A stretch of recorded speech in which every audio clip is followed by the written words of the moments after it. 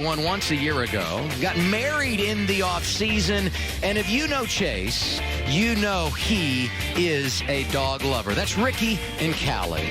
But today, his focus is getting a checkered flag. He starts 10th this afternoon. Let's get him on here, boys.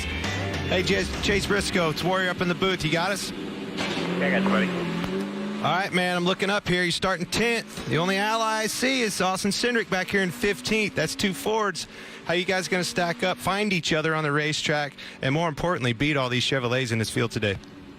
It's definitely not going to be easy, but, obviously the Fords on the Cup side specifically do a really good job working together. And we might be short-handed, but we got two really good Ford Mustangs. So looking forward to trying to get this highpoint.com car up front, keep it up front. It'd be pretty cool if we can take it to victory lane for their first race. So it's going to be fun and obviously probably chaotic all day, so it's going to be a good one for the fans. You betcha, Chase. Brad Keselowski now up in the Fox booth, and we're thinking about you in a little bigger sense. The whole season about to get started here in Daytona. The big three has all left and graduated up to the Cup Series, and a lot of people are saying it might be you that comes next. But, of course, you're one of the front runners for the season championship. How are you dealing with that pressure before this race gets started?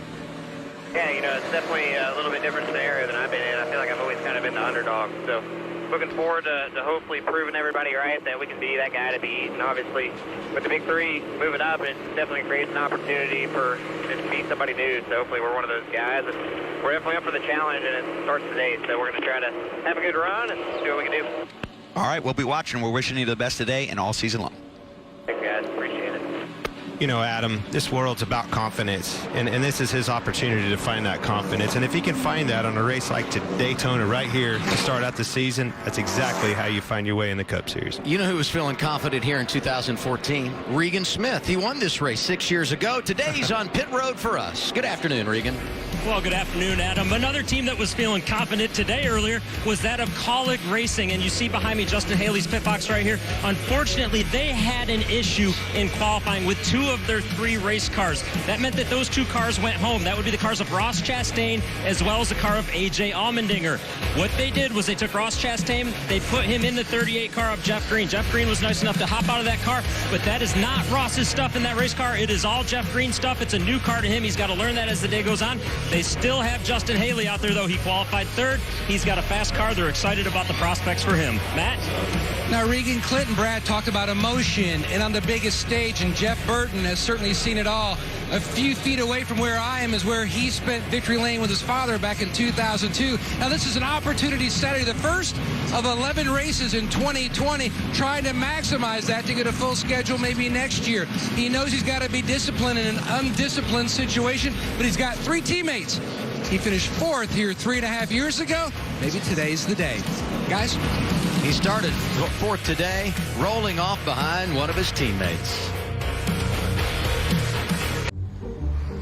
Verizon 4G, T-Mobile 5G. Which do you think will be faster? I would imagine 5G. I'm assuming 5G is faster. Because it's a higher number. Yeah. Do you want to see for real? Yes. These are normal fingers. You want to test them out? And here we go.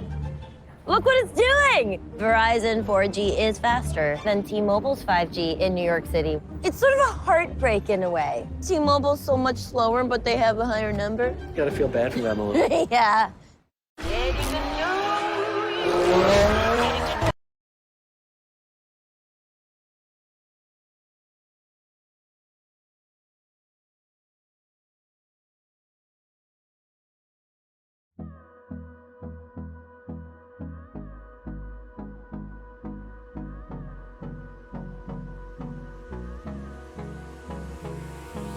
Hold me close till I get up.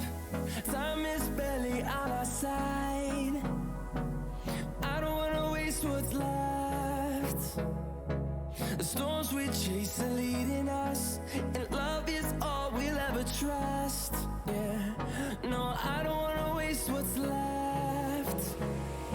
And on we'll go, through the wastelands, through the highways, till my shadow turns to sun rays. And on we'll go, through the wastelands, through the highways, and on we'll go.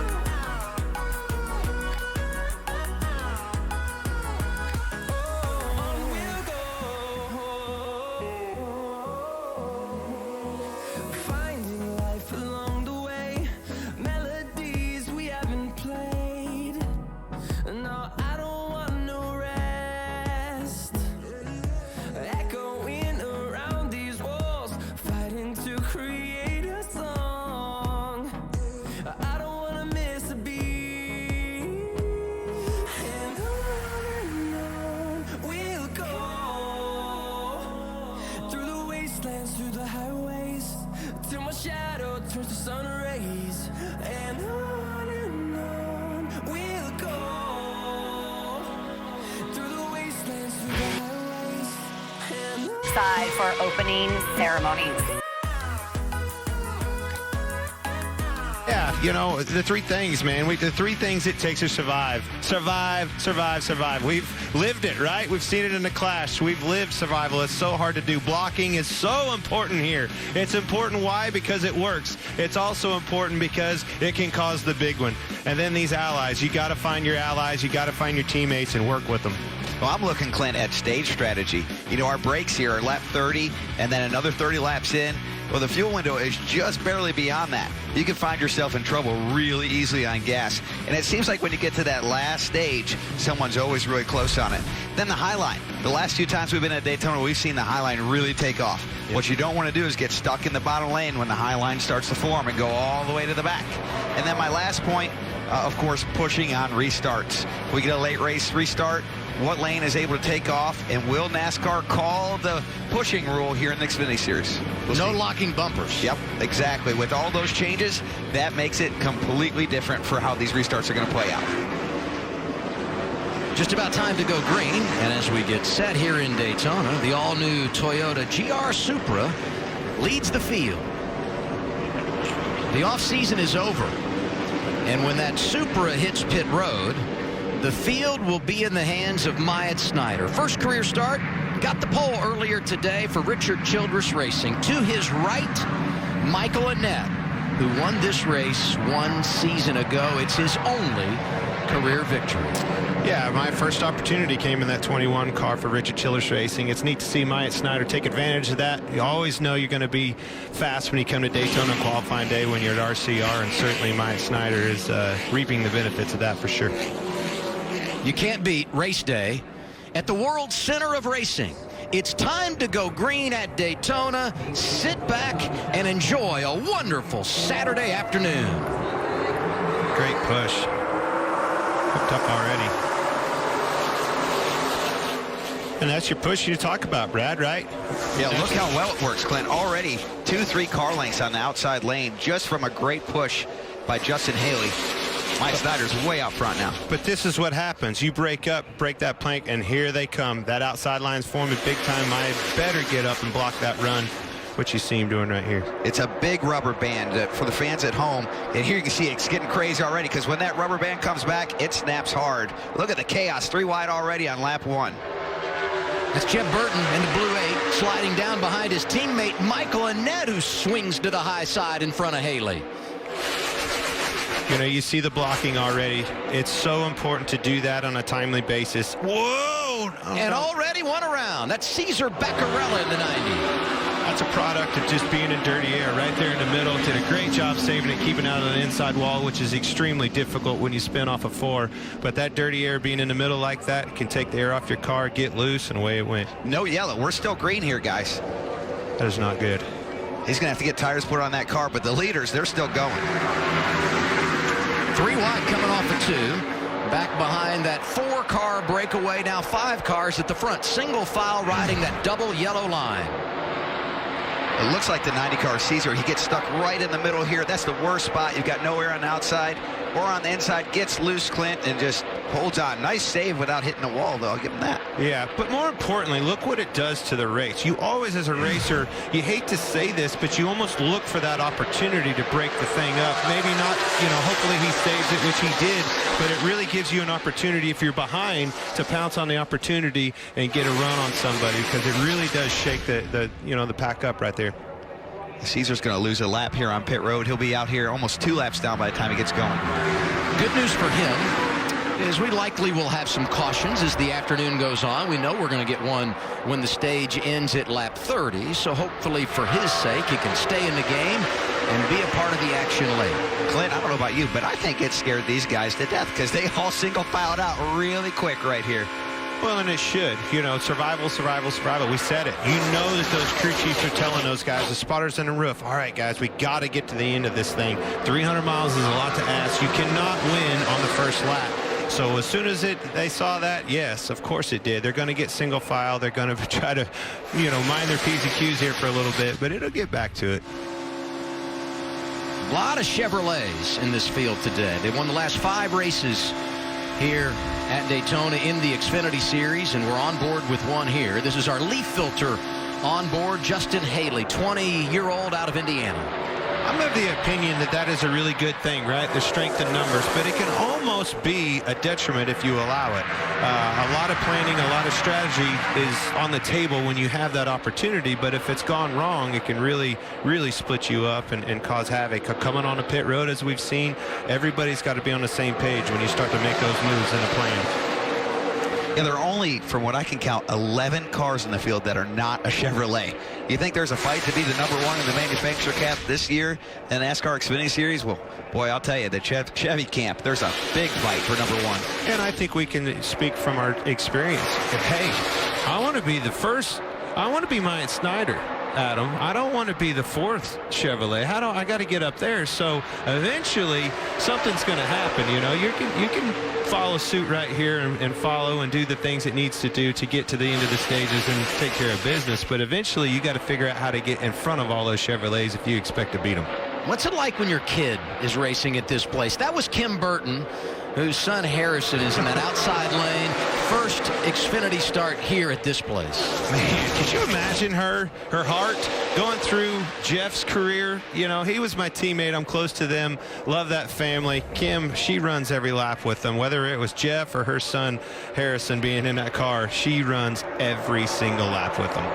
But what an opportunity getting into that 20, and we know the success it has had, especially in recent years with guys like Christopher Bell and Eric Jones. And Harrison's moving right now. He's got the outside lane going with Austin Cindric behind him, but the lead pack's going to pull up in front of him, pull a little block here with the 8, his relative there, Jeff Burton. Michael Annett now slides up. Inside, around the top. They got to just pull it off of you. Nice and steady. Starting to see the outside form here, Clint. You know, a lot of these guys have veteran. If they're a rookie, they still, a lot of them have the benefit of having a veteran spotter. You heard that communication in his ear. So calm, so collect. It's intense in that car. It's easy to get overwhelmed. Seeing that run coming, oh man, how do I get up? Having that guy calm in your ear helps so much. What's up with that 8 car, Matt? Well, veteran Tab Boyd, remember back in 2015, he was Joey Logano's spotter when he won the Great American Race, just giving feedback to Jeb about information to use for later in the race, about how the runs are developing, which line looks best at a certain point as far as laps on tires. It's all about building a notebook. Mentioned Tab Boyd. He's working with William Byron on the Cup side now, who won his dual race here on Thursday night. And we talk about manufacturer alliances in the draft, maybe working with your teammate. How about your cousin? We're mentioning the Burtons. Of course, Jeb is the son of Ward, as we talked about. Harrison, the son of Jeff, as we said. Those two working together in the draft. That's pretty cool. As cool as it gets. What a story, right? I mean, we've all watched Ward and Jeff and the careers that they built racing at this very racetrack. To see those cousins putting on a show is really neat to see. Leader in that bottom lane for the last few laps has been Justin Haley. What are they saying there? Got him working with me. Yeah, that's like telling my dog to quit barking at 3 a.m. Ain't gonna happen. And Haley now is pulled up to the backside of Chase Briscoe, who leads that bottom lane in the 98. Myatt Snider has led all 8 laps here at Daytona. No cautions yet, but we almost had one courtesy of Cesar Baccarella.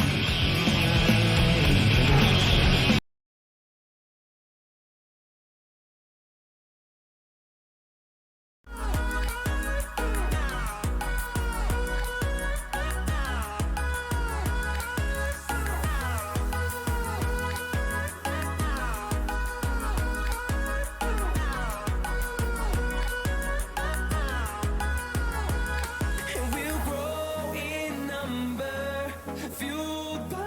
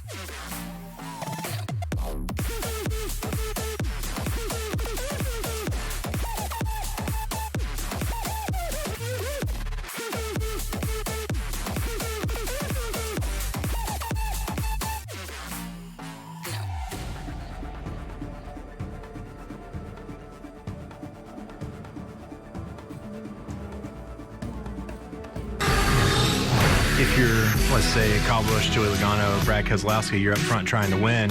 They worry about wins. We worry about bringing our car back next week so we still have a job. If you make mistakes, you might get replaced. And I think the pressure is equal. It's just pressure for different outcomes. Tracking B.J. McLeod. He's driving in the race. He owns 3 cars in the event, and there's his teammate Jesse Little, who had never raced at Daytona prior to this weekend, and that was quite a save. First ever start in the Xfinity Series driving for JD Motorsports. Saved their day. And I like that perspective from, BJ, and I agree with it. But I tell you what, we better bring our cars back in one piece because eventually it'll catch up to you. You can win races, but if you tear cars up on a consistent basis, you're going to be in trouble as well.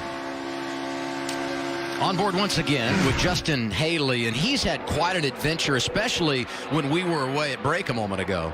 Woo. Jones pushes up a little bit off of turn 4. Just barely gets him on the left rear. Nice save by both of these guys. Just tight quarters. When he got spit to the middle like that, what do? Do you go all the way to the back? You try to hold on there and wait till a hole and get in, whether it's high, whether it's low. He opted for that. It's definitely, we were watching in the break. Brad and I both were like, man, it's tight right there. But he got in his hole, got back in his groove, get his composure back. All right, baby, let's go. Looks like we might have our first pass for the lead. Harrison Burton wants it. Almost halfway through the opening stage, Myatt Snyder has led the first 13 laps, make it 14 circuits now. No, Harrison Burton scored the leader there by 2/100ths of a second as they crossed the start-finish line. Very strong car in that 20. I mean, how many times, Brad, we looked over and when we were racing the Xfinity Series, and there comes a 20 car. Oh, you know when you get in this series, that's going to be one of the cars to beat. Regan, do you feel the tension in the 20 pit right now? I got to tell you what, I'm standing down here next to the pit. It's giving me anxiety just watching them, much less being around them. Harrison Burton, I got to talk about him real quick. His plan today was to be aggressive. I was surprised to hear that out of a rookie, but he wanted to be aggressive, and he really wanted to learn how to lead the pack. He wanted to be up front and figure out how to make sure he didn't throw any of those bad blocks that we've been hearing about all week. Matt? And Tab Boyd telling Jeff Burton, Harrison's cousin, to drag the brake when there's too much of a gap because you don't want to give them an opportunity to make a run on you. And meanwhile, speaking of Jeff's aunt, when Harrison drove in ARCA, Billy Venturini told me they had to beef up the pit box. They were worried with all her jumping around it might collapse. Brad, what do you do in your car? What's your perspective on that as far as dragging brake? We heard that right there. Spotter telling his driver to drag the brake. When is it right, in your opinion, to drag brake versus let off of the gas? Well, this is a perfect scenario. I mean, if you look right now at Myatt Snyder, he's a good 2 or 3 car lengths in front of the car behind him that's now closing. But again, if it's a rubber band, the further you stretch it, the harder it's going to snap back at you. So you just want to keep it from snapping back at you. If you're going to be able to block a run or to stop somebody from passing you, you want to make sure they don't have the energy to do it. So, there's a lot of tactics you can use. You'll see drivers that'll climb the racetrack. Dale Jr. was infamous for that. Did it really as well or better than anyone else. And then some people drag brakes. I don't know if it really matters either way, but certainly part of the strategy of being the leader at restrictor plate track like here at Daytona. Adam, in our cars, I mean, you get such a run, you have to lift out of the gas. You can't drag enough brake. But it's such a tricky thing trying to figure out, all right, what's going to take the most, momentum away from me? You can't let out too much because you can't get that rubber band, as Brad is talking about, back going. Down now to 12 laps remaining here in this first stage. Make it 13 to go. And I look at that group that is drifted back now, that second pack, although they are putting some good lap times down because they're single file. And among them, and we touched on this story before we went green today, Ross Chastain. Many believe a guy that could win the championship in 2020. Didn't make the field in qualifying with his own car, the 10 for Colleague. And so he went over, took over for Jeff Green driving the 38. The team did an amazing job of setting him up for this race, and we'll see what he's able to do. He had to start behind the 8 ball, no doubt. Yeah, it's definitely unfortunate. These guys dug themselves a pretty big hole. Maybe they can dig a way out of it. But, man, I'm telling you, the race to the front, I'm seeing a lot of blocking. I'm seeing side drafting already. These guys are getting their feel for it. You got to remember, man, this is a practice session, too. The first part of this thing, they have to figure out what it's going going to take when it comes down, to money on the line at the end of this race? I was curious about that. A lot of inexperience. How much learning is going on in this opening stage? Your top 5: Snyder, Jeb Burton, Noah Gregson, Michael Annett, and Harrison Burton. We're back in a moment.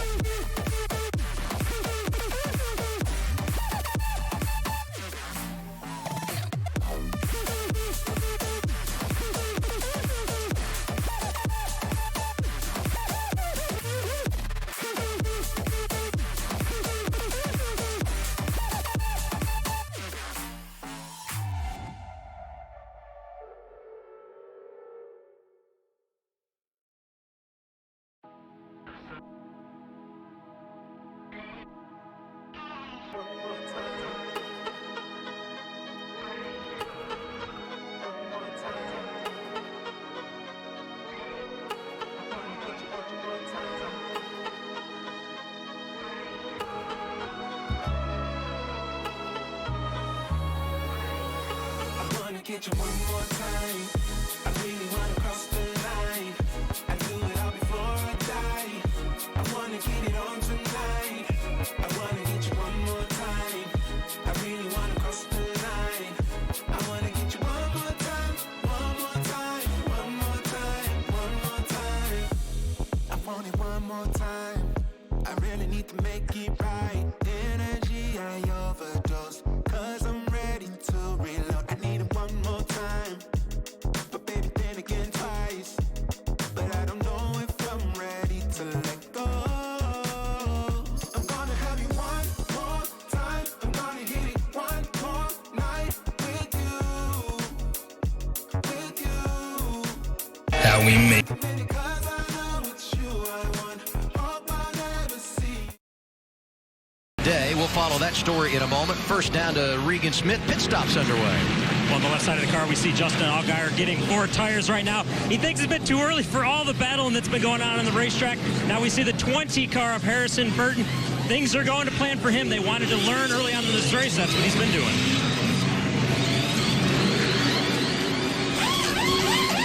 7, 8, maybe 9 cars come down pit road here under caution.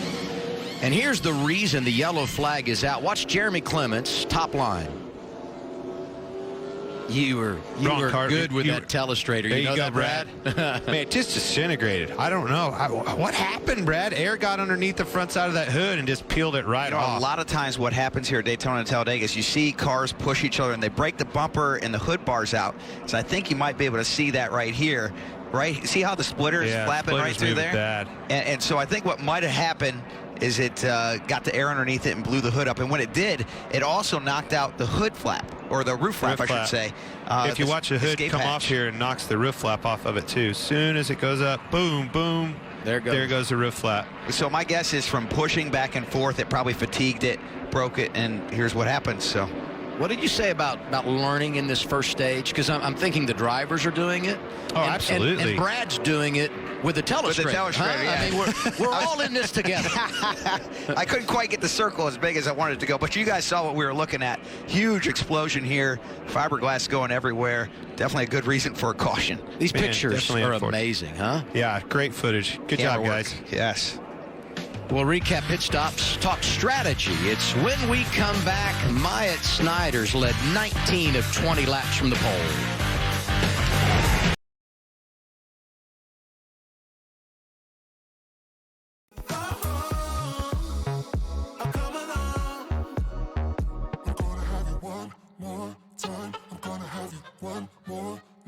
I want wanna get you one more time. I really wanna cross the line. I do it all before I die. I wanna get it on tonight. I wanna get you one more time. I really wanna cross the line. I wanna get you one more time, one more time, one more time, one more time. Ooh, this time I wanna take it slow. I don't need my phone. I know how to picture in my mind the nights with you. I'm ready to enjoy the ride. I don't wanna die, but I could die in your arms, 'cause I don't need to live forever.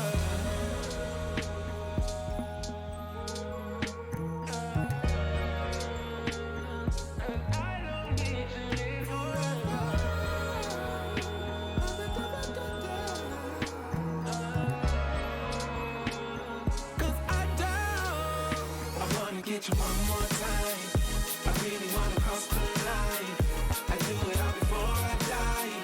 I wanna get it on tonight. I wanna get you one more time. I really wanna cross the line.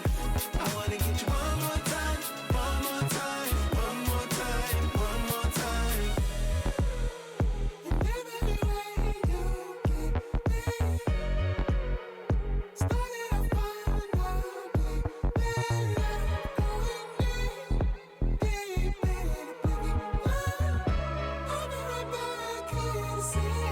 Just one more time.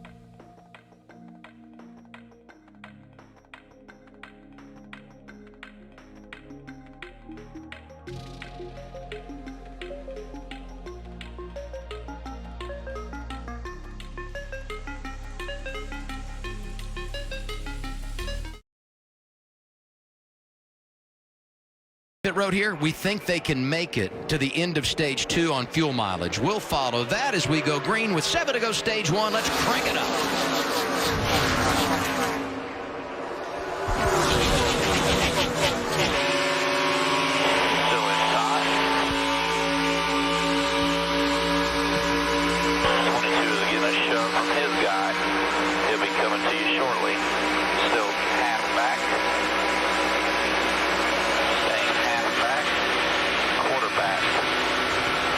Keeping that 22 with, still half back.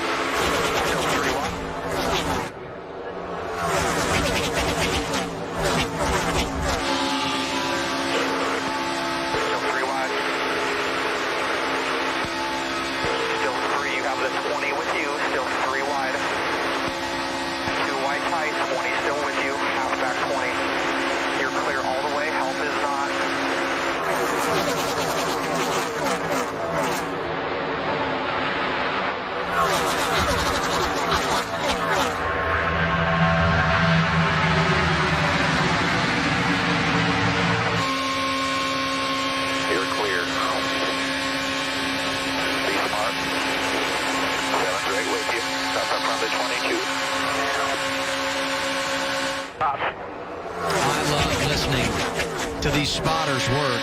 This is the Ford onboard camera. Chase Briscoe hearing from 10 feet away.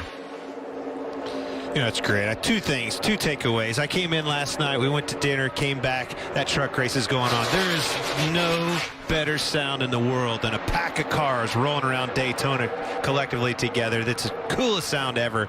But then them spotters. Again, you need that guy. Cool, calm, and collect. One thing that I did take away from that, did you hear how many times he cleared him down? Sometimes a spotter will tell you something where he feels like you need to go, and you may or may not agree with him. And it was one of those scenarios. He was like, I think I'm going to stay right here. Still clear down. And Roll Brad will tell me all the time, still clear down, clear down. Myatt Snyder now second behind Jeb Burton. Moves when he needs to, we're fine. Just a little hesitation there's got me a little nervous. Yeah, I seen him pull down in front of the 98, I think it was. He gets the back at him over there. But try to talk him into being, when you speak, move. Oh, Pop on the radio. Richard Childress talking things over with the team and Myatt Snyder. Let's get a report on the 98 of Chase Briscoe. Looking good early, Matt. Chasing runs, Chase Briscoe. Observation by many in the spotter stand that the 98 of Briscoe was probably the best car up on top, able to pull along at a good pace. Stevie Reeves told Brandon Jones, keep in mind for later in the race, the 98 probably will utilize that high side, so let's just get ourselves in position mentally.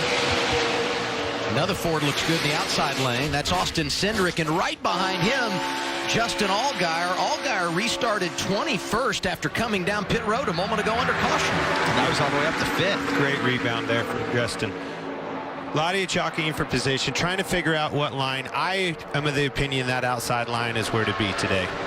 Allgaier really looks strong, Regan. Looks very fast in the draft right now, Adam. And you guys showed when he had the issue on pit road, getting off pit road, he also had an issue getting into his pit stall. The rear brakes locked up on that race car. They have an adjuster in that 7 car for pit road. He said he's not going to use that the rest of the day. Brad and Clint, do you guys use that in the Cup cars on Sunday? Sometimes, you know, the brakes that you use around the racetrack are sometimes different than what you'll use on pit road. And so what happens is, you know, Clint, you'll have a lockup of the front or rear that you wouldn't have on the racetrack, but you do have on pit road. You know, Brad, the other thing that you could do is you got to make sure you put some temperature in those brakes. The brakes want to work at an optimum temperature, right? One of the things that you don't do out here riding around is use the brakes at all. So you're coming in, you forget to put some temperature in them, and it'll lock the wheel up really easy. So that can be done as well. Winding down the stage here, the pit road is closed. Going to be 1 lap to go this time by. And a reminder, stage points on the line for the top 10 finishers and a playoff point for whoever wins this thing. And keep in mind, Jeb Burton not running full time, so some real incentive for some of the guys behind him, like Michael Annette, Austin Cindric, maybe Noah Gregson, who's up there, Justin Allgaier. They'd love to win this stage, grabbing a playoff point. What do you think, Clint? Is Michael Annette going to leave him hanging on the last lap, try to get that playoff point? Absolutely. I think if he doesn't, the 22 will, Allgaier will. You can see the 22 already hinting that he wants to go down. This is going to happen in 3 and 4. Justin Haley up there as well. He was a player late stage 1 a season ago. Cindric out of line. Annette sliding with him, and there to make the block is Jeb Burton in the 8. Allgaier with a really smart move. Took advantage of it. And again, it was a block. It was definitely a block that set that up. Untimely block there. The guy slowed him down. Allgaier made a great move to the outside, capitalized. Junior Motorsports has won 6 of the last 12 here. They were 1st to 4th in the opening stage. As parents of 6, this network is one less thing I have to worry about. Why the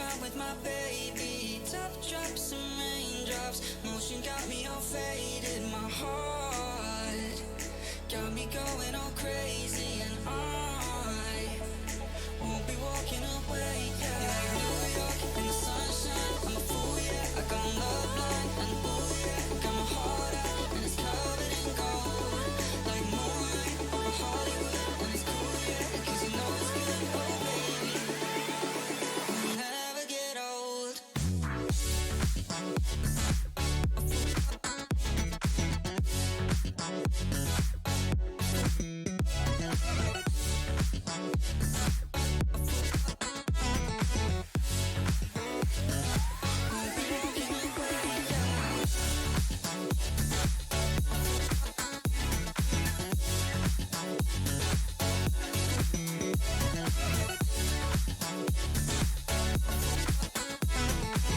Coverage provided by Goodyear for those that push the limits of possibilities. Goodyear, more driven. Opening stage is complete. The victory goes to Jeff Burton. He and others now on pit road. Matt Yoakum. And the 98 of Chase Briscoe on his way to his crew chief. Looking for an adjustment on the left side. Richard Boswell trying to tighten up that race car. You can see the adjustment on the right side. Also the 8 of Jeff Burton, 4 tires on. He said his car a little free early on, Regan, but as it burned off fuel, he was good. One car, Michael Annett brought more of a speed car this week than his teammates. That looks good so far. He's been up front. And the 22 car of Austin Cindric, he wanted to gain spots on pit road. That was their plan all day long. He was already up front, though. You see the race off pit road. A number of cars stayed out because they had pitted back at lap 20 when we got our first caution of the day. That was for incident. Jeremy Clements. Here it comes for a stage in. And Justin Allgaier, one of those that pitted a while ago, he stays out. He will be the new race leader when we return to the green flag. Let's hear from the guy that won that stage, Jeff Burton. Let's dial him up, boys. Hey, Jeff Burton, boy, up in the booth. You got us? Yes, sir. Man, congratulations. You got them LS Tractor boys happy. First stage win of the season, taking advantage of this opportunity. Couldn't be prouder of you. How are you going to get it back to the front? Thank you, Clint. Yeah, it's definitely a dream come true to be driving for Junior Motorsports, and been through a lot in my career, and you know, been staying persistent and working hard. Really appreciate LS Tractors and State Water Heaters and Al Scope for everything they're doing. The Junior Motorsports boys have brought a fast car, and we're just going to be patient here at Clint. You know, a lot of these guys are probably going to get a little wild, so we got to finish and survive, be there at the end. Jeff, Brad Keselowski up in the booth. I'm a little curious about the handling as that stage went on. Was your car starting to get a little loose, or how was it holding in? Yeah, Brad, you know, when I was in traffic, I was getting a little darty off the corners. But once I got out front, that seemed to settle down a little bit. I think some of it might be the wind, to be honest. But other than that, the car's running really good. 10-4. Well, good luck in the rest of the race. Thanks for talking to us. Thanks, guys. Thanks to Jeb. Thanks to State Water Heaters for giving us that onboard camera. Some adversity from the guys at Junior Motorsports. We'll reset that when we come back. And the helmet is off. He's Let's back, celebrate. I told you it'd work. Look at it. Only Pizza Hut gives you 16 mozzarella bites on a large pizza. See, kids, dreams do come true. The ultimate 2-for-1. The Mozzarella Poppers Pizza. Hurry and try it before it's gone. No one out-pizzas the Hut. Paul, I am loving the all-new camera system on iPhone 11. And I love how it's Sprint. You can get the amazing iPhone 11 for $0 a month when you trade in your iPhone 6S or newer. In any condition. Seriously, in any condition.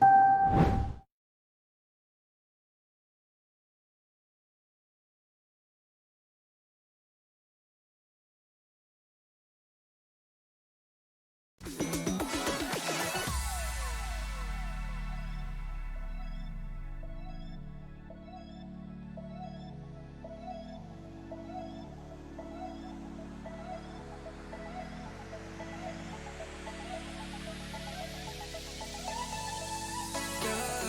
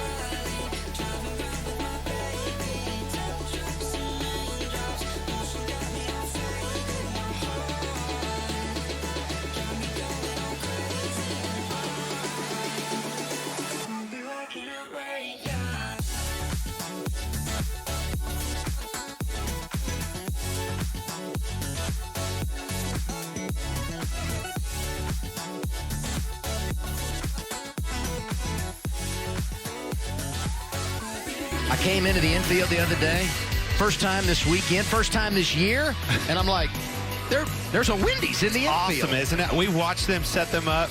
Look at these guys. I tell you what, there's not a bad seat in this house. Think they got some Wendy's up there? I guarantee it. But back to that infield. They set that thing up. We were all watching. What do they got going on here? Michael was over there. I'm like, all right, now they're on to something. Very, very cool what they did. Noah Gregson was speeding when he came in a moment ago, so they came back down pit road, and he'll have to start at the rear. Let's get a report on Myatt Snyder. Here's their radio. I'll try here. I'm just nervous because I'm making the calls and we're just super delayed on it. So I don't want to get ourselves hooked and get wrecked and end our day early. He was getting caught up on it, then he just hesitated. His request, because they're going to start getting dicey towards the end of the race, and we need to start working on that right now. So what you're hearing here is the spotter talking to the team about their communication, and maybe there's a little communication delay between the spotter and the movements that he's noticing out of his driver. And what he's worried about is that delay might cause an accident. So we're still early enough into the race where they can maybe get that dialed in. So they're going to try to be better at it. Brad, what I don't like, what I heard right there, is exactly what you said. The crew chief telling the spotter that to tell the driver. The driver's the one that needs to know that. We're all in this together. Those guys need to be on the radio. Get that communication down pat, because they're right. That is what's going to be worse at the end of the race when the money's on the line. On board with Ross Chastain. He's in the 38 because the qualifying run he made earlier today in the 10 didn't get him in the field. That's our Nutrient Ag Solutions onboard camera. He restarts third behind the Justins. Allgaier and Haley on the front row as we get it going in stage 2.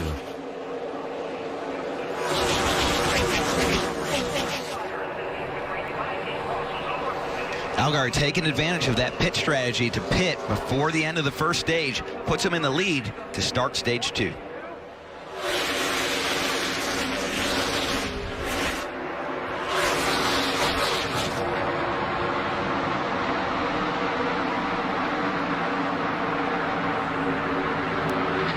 A lot of movement back there, trying to figure out how we get back to the front. Some guys are falling back. Some guys are wanting to get up there and get in position. Chase Briscoe looking at the outside. A lot of guys moving right here. Heard that radio prior to the restart from the 21 team of Myatt Snyder. We're going to find out what he's got right here. Out front most of that first stage. Now he's back in the middle of the beehive. He's 12th right now. Good opportunity to learn if you can survive and not get wrecked.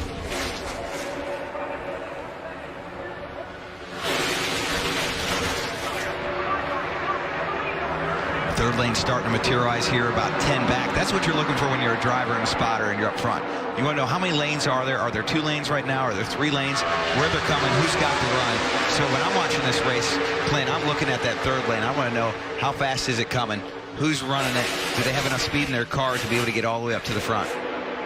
Don't look now, but the 66 of Timmy Hill is in the top 5. Second car in the outside lane. That team was penalized prior to qualifying. An L2 penalty, crew chief suspended and fined, but they were able to qualify and compete. He makes the show just like he did for tomorrow's Daytona 500, and now he finds himself in the mix. Turn 1. And there it is, the guy that won it last year. That's Michael Annette. Oh, they almost all got through. Austin Hill, Joe Graff Jr. also get a piece of it. I don't think Michael, he got hit right in the door. He might. Joe Graff is definitely another day. These guys are in big trouble. You see the water trail and oil trail behind the car. That means the radiator's knocked out. Same for Austin Hill. Hate it for these guys. Hill won the truck race here. See Michael Annette out on the outside with somebody looking. It looks like Chase Briscoe looking to the outside of him. Puts a block, just got loose, getting into the corner. We've all been there before. Nice miss by Riley Herbst. Herbst had a couple of good moves to stay out of trouble early in that truck race last night. And I think he hit him right behind the left front. That car will probably be okay. These two, not so much. Hate it for Joe Graff Jr., who was making his first start in that 08 car and qualified up front. The 61 hung a left and drove right into our door. Are you kidding me? No, 61 hung a left and drove right into the door. Yeah, it's a strange place here to spin, Clint, right at the top of turn 1. Doesn't look like he got any help to me. I just had that car close to him. Took the air off of him, gets loose into the corner. I've been there before for sure. Free pass, Cesar Vaccarella, who by my math will now be back on the lead lap. At Farmers Insurance, we've seen almost everything, so we know how to cover almost anything, even a gold medal grizzly.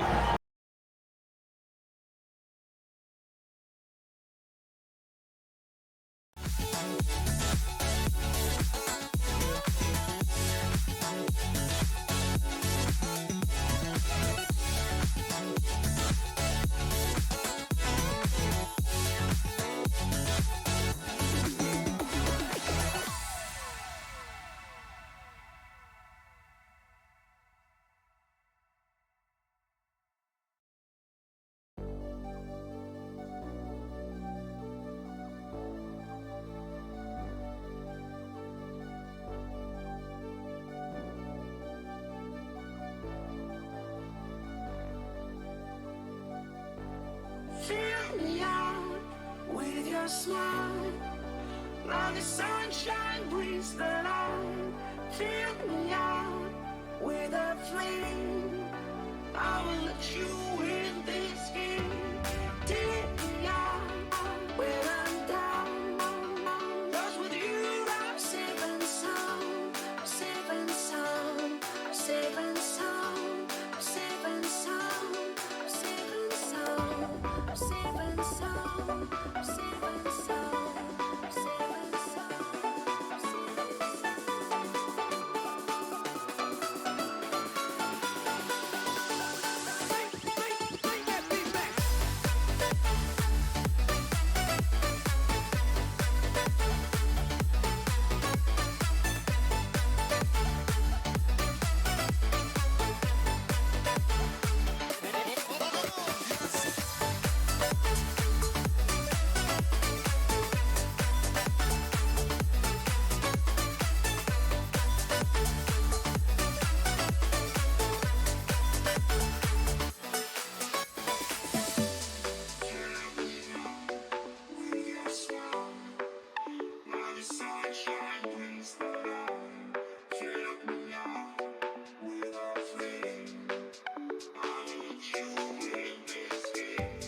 Take me out when I'm down. 'Cause with you I'm safe and sound. Safe and sound. Safe and sound. Safe and sound.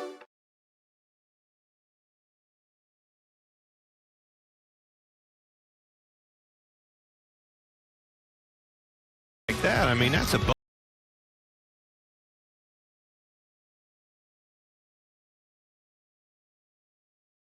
The Daytona 500 is the event. Such action-packed. I mean, how many years you been coming down here, Brad? Yeah, 15 at least, and over 100,000 people here in Daytona. That's a lot of people. Not one year goes by you don't roll through that tunnel. The hair stands up in your back, and it's game on, man. It's so exciting to be here. Third caution of the day, second for incident. It all started with Michael Annett. He appeared to save it, but not the case for Joe Graff Jr. at Austin Hill. They're done for the day. Verizon 4G, T-Mobile 5G. Which do you think will be faster? I would imagine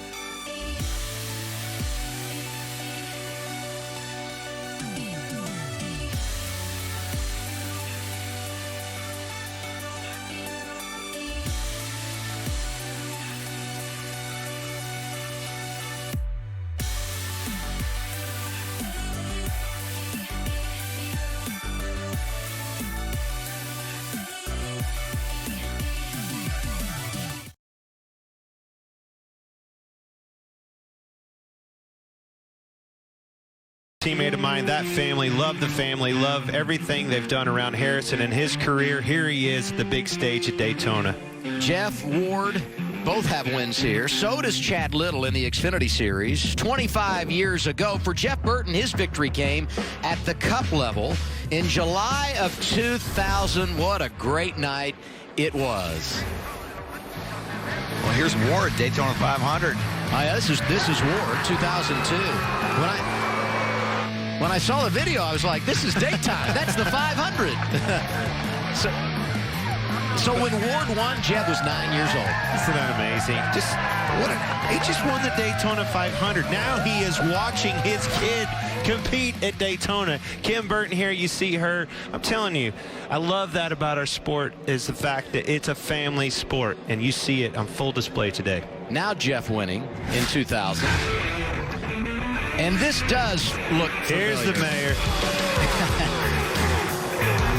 I miss that Excite car when he was driving for Jack Roush. Cool. I'll tell you what I miss is the character that old track had before they repaved this place. Man, it was fun to race. But watching him win and the grace that he did it he's just a great guy. He's polished all the way around. He has always been that go-to guy for me. Any question I've ever had in my career, he has a great answer for it. And his son Harrison is leading this race right now. Let's go to the 8 radio, Jeb Burton. Those guys that stayed out and after pit, or they can make it? You and me, let's just don't worry about everybody else. Just think about driving your car, man. I'll worry about that stuff, all right? Well, I want to know. I'm the race car driver. Tell me what's going on. I'm with you, Jeb. I don't need to know. Just tell me when to pit. I'm going to try to win this thing. That's the difference in race car drivers. I want to know. Clint doesn't want to know. It's dangerous. The more I know, the more dangerous I am, Adam. Taylor Moyer, though, the crew chief, really has done an unbelievable job with that 8 program. Came over last year to Junior Motorsports, had all these different drivers, some of them with zero experience. He delivered a lot with Jeb behind the wheel. This year working with Jeb and Daniel Hemrick, who I believe will get his first win this year in one of NASCAR's top 3 series. Hard to believe he hasn't. I agree. He is the perfect driver. Daniel Hemrick is a great guy. Again, family. Think about family. Think about where he grew up. Kannapolis boy. Think about the opportunity racing for Dale Jr. In the Earnhardt name. What a great opportunity for him. I'm looking forward to his year. So to answer the question from Jeb Burton, yes, they can make it. These yellows should have put them in their window. It would have been close anyway. It would have been close. But this should create the insurance, right? Yes. Restart. We're going to come here with 17 to go. Watch the speeds pop in as they get these motors rolling outside lane for the race leader. That's the 20 of Harrison Burton. You can see those speeds watching right there. Obviously, the outside line is more put together. They're going to be faster, and you see them obviously faster right there. And look at the push he just got. Don't get too far out. Watch the top. Coming back to you here. Don't get too far out. Here comes your energy. Coming back to you here. Half back, 2 wide behind us here. 3 wide back there. Got the 38 within. Watch the 11 is going to get a run. Watch the bottom. I saw a car getting a wall back there a little bit. Saw smoke come off his right side. Spotters are doing a great job helping these young drivers try to understand what's happening, because in the car you can't see all this, and experience, it really matters on these plate races. So spotters really can fill the gap, and what you're hearing is a lot of the Cup spotters for tomorrow's Daytona 500 spotting today, sharpening their skills as well. Well, when you say you can't see, the only thing you can see, Adam, is that car behind you. You really can't see what's forming behind him, and that's what a spotter can tell you, what lane to be in. I can see this guy bearing down on me right behind me, but does he have somebody? Because if he doesn't have help, you're going to be doomed altogether. See Austin Cindric here get a little loose with the push from Jeff Burton.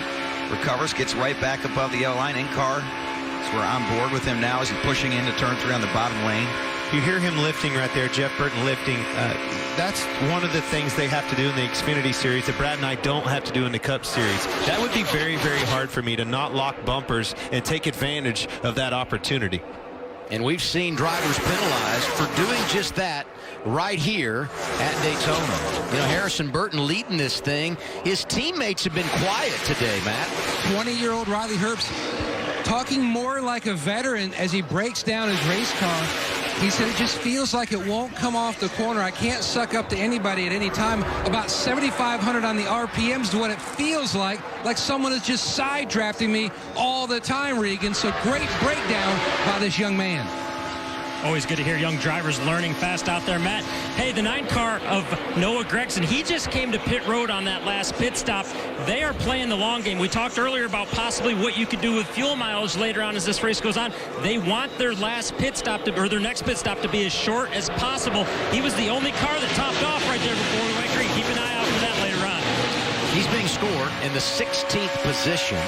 And his crew chief, Dave Ellens, understands success at Daytona. He's won here 3 times with 3 different drivers. Here's the Ford on board. It's Chase Briscoe. And I mentioned Harrison Burton was leading. He's actually drifted back now. And he's being scored in the 12th position, so not going where he wants to on this restart. No, and you heard that in the car right there. You can hear the car talking to you. And it does talk to you. You get a side draft or somebody side drafting on you, it really bogs you down. You hear it in that car. It'll, whoa. And then you get that big shove at the end of the race, and man, it really picks up, gets on the pipe, and sings a good tune. The car will talk to you.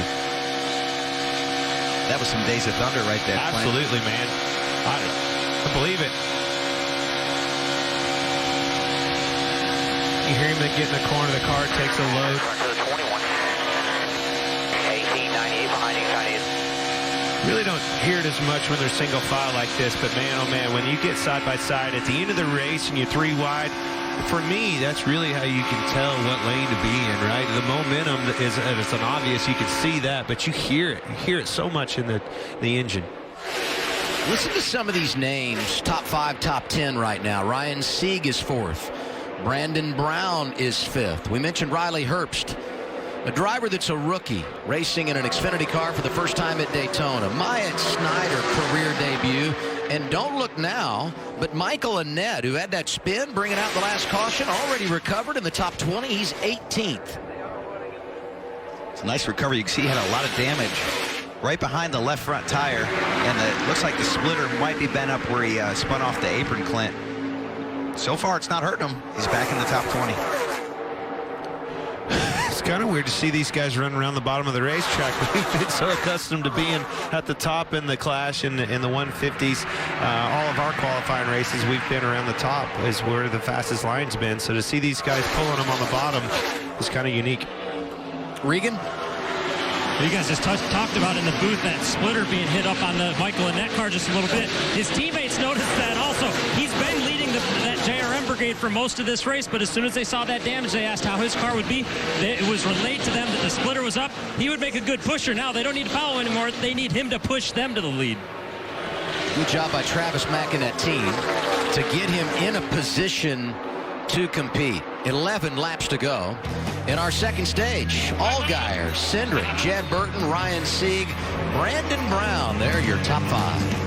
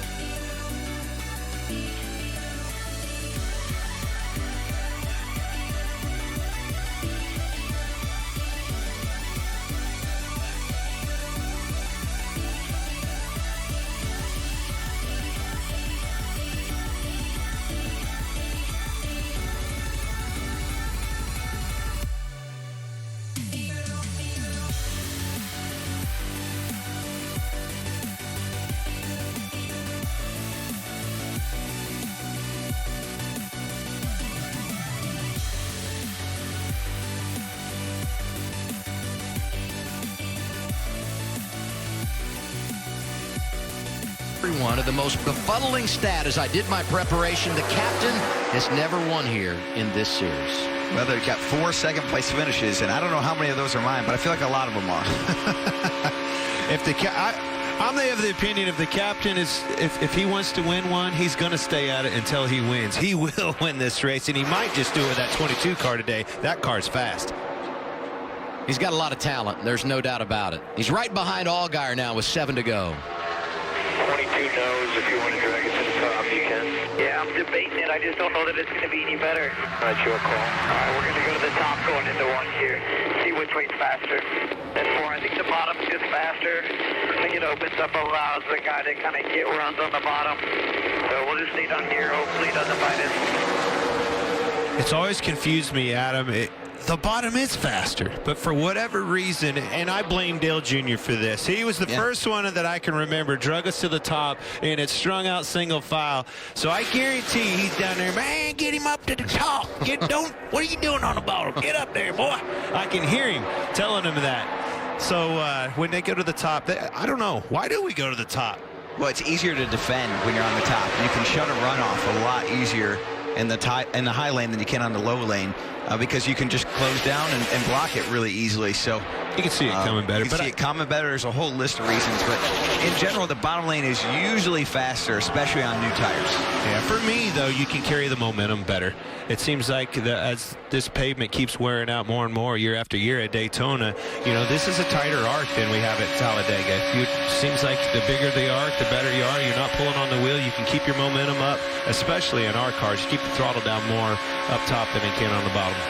A lot to manage here with 5 to go in the stage for Justin Allgaier. He's led 16 laps today of our 55 complete. He's never won here. In fact, the laps he's led today, the most he's ever led in a race at Daytona, making his 19th appearance this afternoon. Guys, I'm still impressed with this Jeff Burton. Look at him. He won the first stage. He's running 3rd already, back in position. That old hot rod's fast. This kid just could be his day. We might see another Burton in victory lane. Well, you're impressed with Burton. I'll be honest, I'm impressed with Brandon Brown, running 6th. This is a guy you don't normally hear of, and he's ran up front most of this race very quietly, which is what I'd want out of a car like that. That's maybe not the highest funded, maybe not the most experienced driver. He's putting on a heck of a run. He's from Virginia. Went to college at Coastal Carolina, but has been a racer forever. Last year, number 86. This year, number 68, because that's the number he ran growing up with his dad. It's a family team. Boy, how cool would it be to see them pull into victory lane here today. Going to be 3 to go in the stage as they head back toward the start-finish line. This is where you start getting antsy. You got to get the stage points. You may or may not have got them in the last one. You're going to try to get them this time. Get yourself in position. You're going to see some jockeying right here. Stage points and a playoff point. Allgaier, one of those drivers we talked about that could be a championship front runner, and right behind him, Cindric in that same category. On board with Chase Briscoe on the left camera here, getting a little push from Justin Haley. He's come a long ways right there. That car is extremely fast. There's 2 Fords lined up against Allgaier. When this 22 moves out, the 98's probably going to go with you.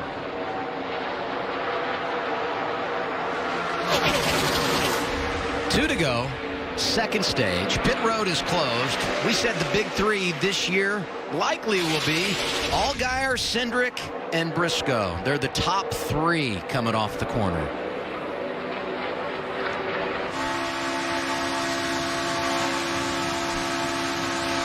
I've got to believe 2 Fords lined up behind that 7th car, which is a Chevy. Justin Allgaier. Got to believe, Clint, they're going to make a move here to try to win this stage. Waiting, they're being patient, doing everything they're supposed to do. Wait till this last lap. What do you think, Brad? Off of 2? Do you wait till you try to get into 3, make the move? I think if I've got a teammate behind me, I'm ready to go right now. Why wait? The problem is if you move too early, everybody else stacks up on the bottom, and then they come 2 or 3 wide at you. You can see this bottom line coming. This is where I know Brad. This is where Brad's going to see that bottom lane coming, and he's going to be moving down. Here we go. Briscoe does it. Here they come. Cindric sliding down in front of him. Allgaier goes down to block, and here we go. Half a lap remaining. Run from the 11. Second stage. Big runs. Haley shooting to the outside in that 11 car. Cindric tucks in behind him. Allgaier still out front. Big rack in 3. Yep. We got a crash. We stay green. That's the 18 of Riley Herbst, and now the caution is out, and that is how we will end stage 2. Justin Allgaier in front of Justin Haley, and then it's Jeff Burton. The 25 also involved in that crash. That's Chris Cochran. I saw the 18 get sideways. We're going to have to go to the replay to see what happened there, but just a lot of movement. A lot of movement going for that stage. That bottom line was forming big time, too. They were catching them. Watch the 18 right in the middle there. He might have moved down. Wasn't quite clear. Can't tell who that was that he got into. Hard hit right there. Myatt Snyder looks like he might have got collected. Harrison Burton just barely sneaks through there on the bottom.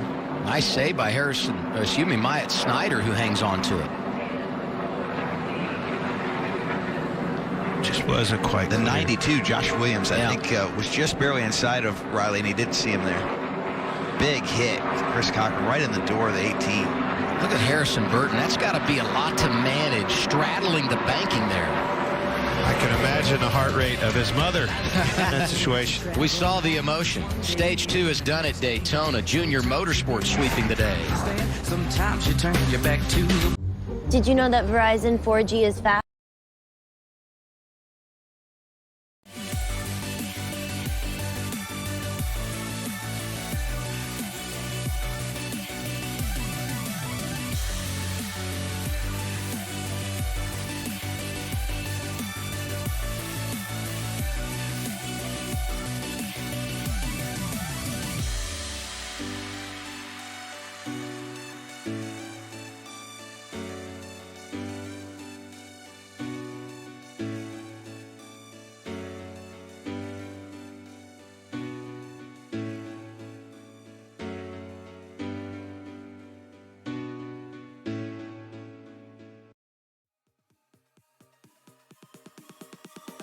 Oh, you came and tucked your way into my heart.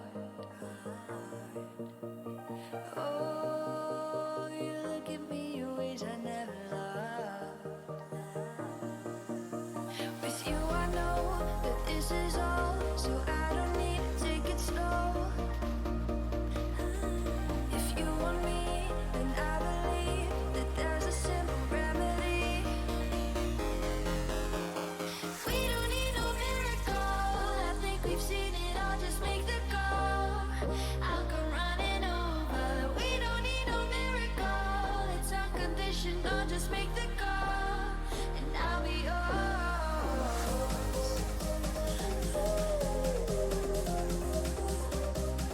I'll come running over. We don't need no miracle. It's unconditional. Just make the call, and I'll be yours.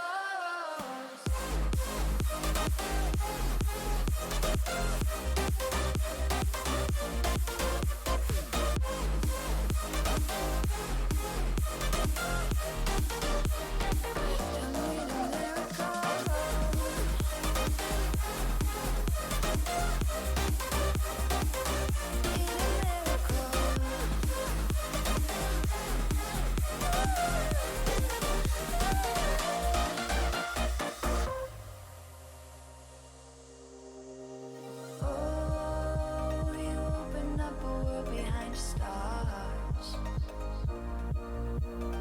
Oh, you make me see the things I never saw.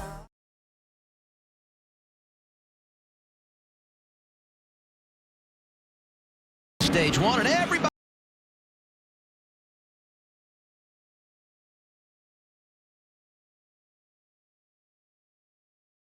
If they go left, different car than he's used to, steering box much slower. He's still down and away. Regan. Oh! Justin Allgaier very happy with this race car all day long and all weekend. It's at speed. He doesn't want any changes, and he was not going to adjust his brakes for this stop getting into the box. Justin Haley, that race car, they wanted him to save a little fuel before the caution came out even. Don't slide the tires. That was the main thing for him. Race off pit road. +2 for Jeff Burton, +3 for Austin Cindric, +6 for Noah Gragson. And Watch here's this, what guys. happens. Big impact. Tammers the right front for sure. Spins that 93 out. He's backwards in the pits. Yeah, that's C.J. McLaughlin. And here's Justin Allgaier getting blocked in. That's Timmy Hill in front of him. Yeah, second time getting blocked in. He's done a good job. Let's take this moment to dive up to 7 while we see Harrison Burton on pit road. Justin Allgaier, Brad Keselowski, and Clint Bowyer up in the booth. You got a copy? Opportunity at the end, you know, that'll give us the freshest tires of anybody. If we get down to a gas and go here toward the end. We'll give him just a minute here. Clear Yeah, radio again, you conversation. guys were talking on top of each other. I didn't hear what you said to start with. Way to go, Brad. Got him in trouble. Justin Allgaier, Brad Keselowski, Clint Bowyer up in the Fox booth. You got a copy? Tires when we get down to the end, you know, for gas only stop. Your timing is impeccable here, bud. First the telestrator, now the radio. What's going on over there? So what'd you like me to do? The 7 team has a lot to say. That's good. How about now, Justin Allgaier, Brad Keselowski, Clint Bowyer up in the Fox booth. You got a copy? Yeah, buddy. Got you loud and clear. Go ahead. Terrific. Sorry about walking on your crew chief there. Sounds like he was given some great information, but pit strategy. He pitted early in the first stage there before it was over, drove back up, got a nice finish in stage 1 and win stage 2. Sounds like you've got a really fast race car there. How about it, buddy? Yeah, man, you know all about the speedway plate racing. It's all about strategy and having a good race car, and everybody in Junior Motorsports obviously brought a really fast Camaro today. You know, especially at the end of that stage, it got a little bit dicey, but it seems like everybody's kind of gotten calmed down, and everybody drove really smart there at the end of that last stage. So we'll just keep doing what we're doing. Jason's done a great job on the box today, and pit crew's done a great job. I've done a terrible job in the pit stall, but 10 years with brand professional agriculture on the car this year is really cool. And the old bright red machine looks good. Winning the stage, look even better across the checker flag for a win. So that's the next plan. You bet. Well, we're wishing you the best up here in the booth, and great job so far. Thanks, Brad. Appreciate it, buddy. I still have a hard time believing that's red and not orange. We'll update some of those others that had issues under caution. We're ready for the final stage at Daytona.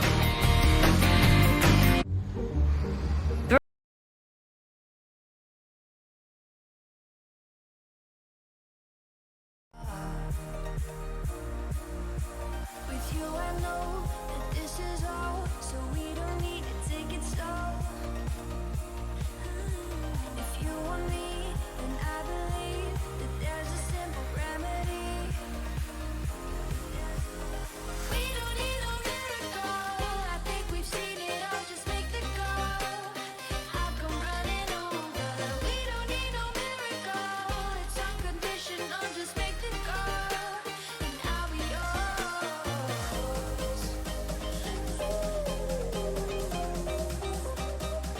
I'll come running over. We don't need no miracle. It's unconditional. Just make the call, and I'll be yours.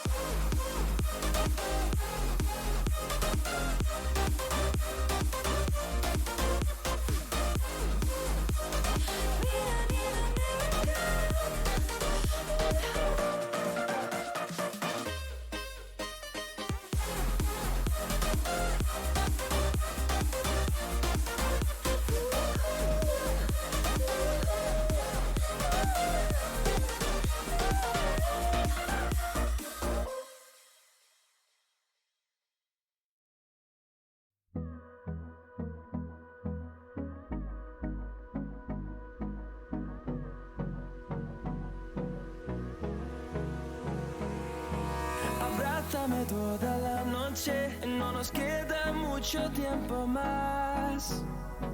No quiero perder lo que queda. Seguimos siempre la pasión y confiamos solo en el amor. Yeah. No quiero perder lo que queda. Y más allá. A través de la gran oscuridad, hasta que me convierta en rayos. Y más allá. A través de la gran oscuridad. Y más allá.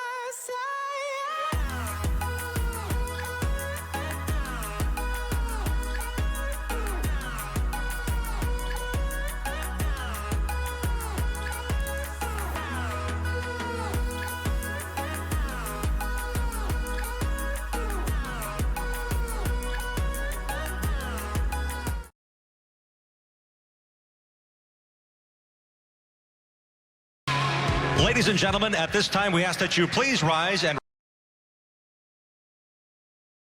7 years later, Cinderella opened in theaters. Now the racing stuff for you two. Another Cinderella story. Dale Earnhardt wins his first Daytona 500, and just 6 years later, so does his son. First Daytona 500, 2004, 1998. Really good moments there.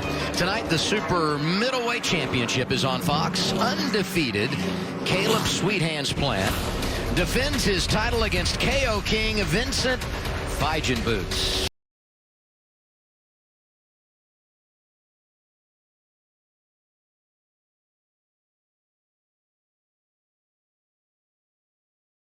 We're at Daytona. I got to go with the King. I like Sweet Hands.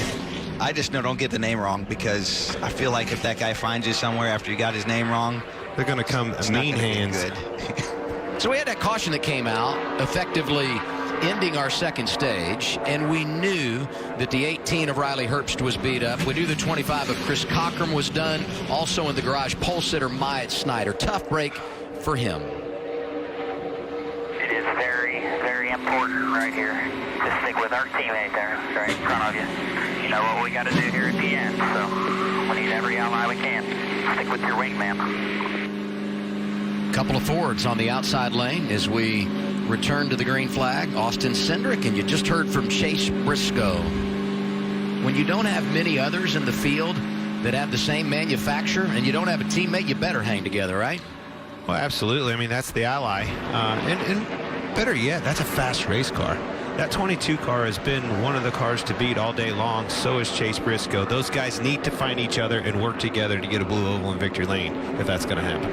Saw the 39 of Ryan Sieg on pit road. Understand he has a brake issue, and his quasi-teammate today, Ross Chastain, who moved over to drive that 38 car today, got that damage leaving pit road when he hit C.J. McLaughlin a while ago. He has returned down pit lane. They taped up the right front. We'll follow his progress. He will restart outside the top 20. He's 27th. Time for the final stage at Daytona.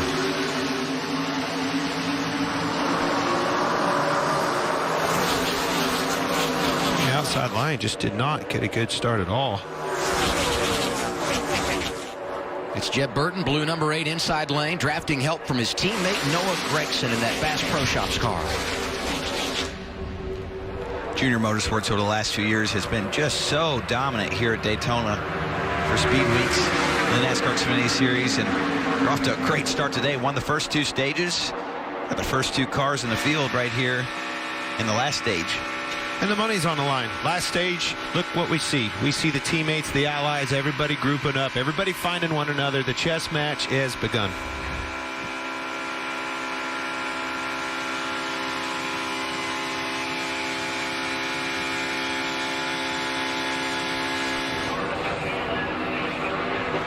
Back in the middle of the pack, being scored 13th, 1 lap into this run, is Ross Chastain. Now shown 12th as they come across the start-finish line. That's a good race car. And thanks to everybody at BSI who got that onboard camera moved over today. Nutrient Ag Solutions, supposed to be in the 10. He didn't qualify. Takes over the 38 for Jeff Green. They rewrapped the car. He had to start in the back. A lot of adversity, but he's overcoming it right now. High lane starting to roll a little bit here, Clint. Recovering from a little bit of a weak restart all the way up to the second lane or second row. It's pretty even right there. When you look at both lanes, I look just like we do as a competitor. You're looking to see what car you're asking that, you know, what lane is the good cars in? What lanes do I need to be in? Where's our allies? Where's the most help going to be at? Where's that lane? That's the one you need to be in. A couple things I'm paying attention to is Austin Cindric leading that lane. Of course, how's he going to side draft? How's he pulling the lane forward? Another thing I'm noticing, cloud cover has rolled in here to Daytona. We went from being partially cloudy to fully cloudy. That's going to give these cars a lot of handling. We're going to make some more aggressive moves accordingly. You see Cindric pulling down and using that side draft, keeping those cars together. That enables him to have his help catch him off of turn 4 and push him all the way down the front straightaway. This will be a good run here. That was something the other night that I was really having trouble with, is trying to figure out, oh, 38 Ross was Chastain. issued. Ross Chastain on the pit road. I'd say right front. Yeah, all that damage. 2, 1. Obviously, Tires just push flat. that in. We got Great to clear catch. that right front. Take our time, steer, do it right. You can see it's popped in. It probably got on the tire and started rubbing. He's going to blow a tire here. Oh, yeah. Yeah. But look at the timing. Didn't wreck, didn't get anybody right here, sets it up. Their day's not done. Got on a pit road. I don't know if he was speeding right here or he missed the line. That'll be... Oh, did you see that, Brad? He was really close to making the pit line. The orange box, of course, you have to put all 4 underneath. I'll have to go back and take a look at that. But where they're stopped right now, they're probably not out of the race, but out of contention for the win. I will say, though, we get a lot of cautions late here. We've seen it many times. And in recent years, the driver that won this race has had to overcome a lot of problems. It's going to be difficult, but I'd never write that guy off. That's adversity, more so here than ever. I don't know what it is about this place, but if you look over the years, the teams that have won, you know, the Great American Race, the Daytona 500, this Xfinity race, it's the ones that, like Harrison Burton, they're always beaten, battered up, you know, have a story behind them, battled through so much adversity, and usually end up in victory lane with a great story. That's pretty unique about this place. It's just about time to make it happen. Inside of 50 laps to go here at Daytona for the Xfinity Series. Jeff Burton leading. Let's crank it up.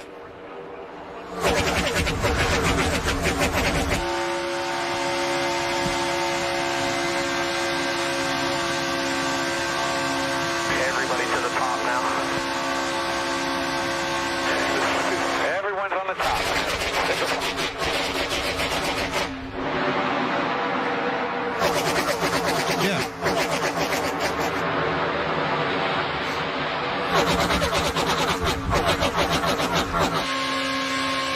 Hung out on these stops here. Check the bottom if they get around. Is that what you're saying?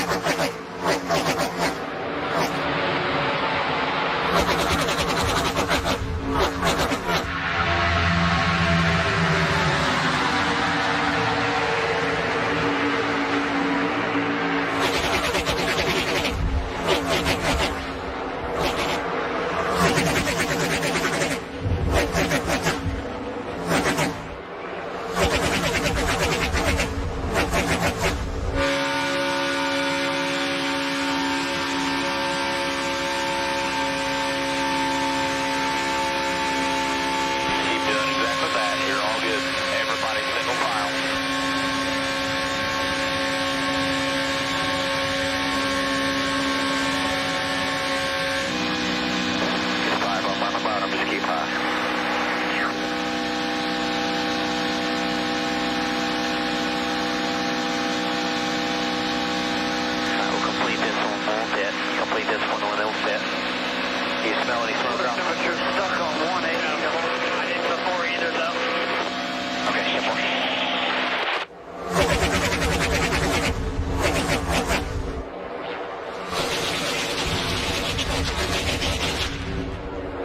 Talking about potentially pitting this lap.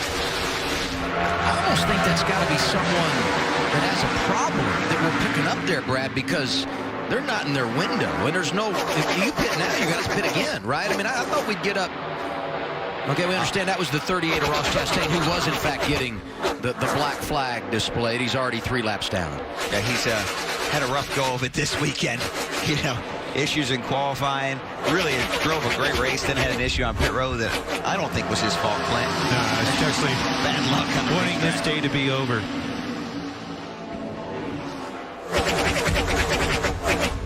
Earlier, we were tracking B.J. McLeod, one of these underdog drivers who finds himself in the top 20 right now, Matt.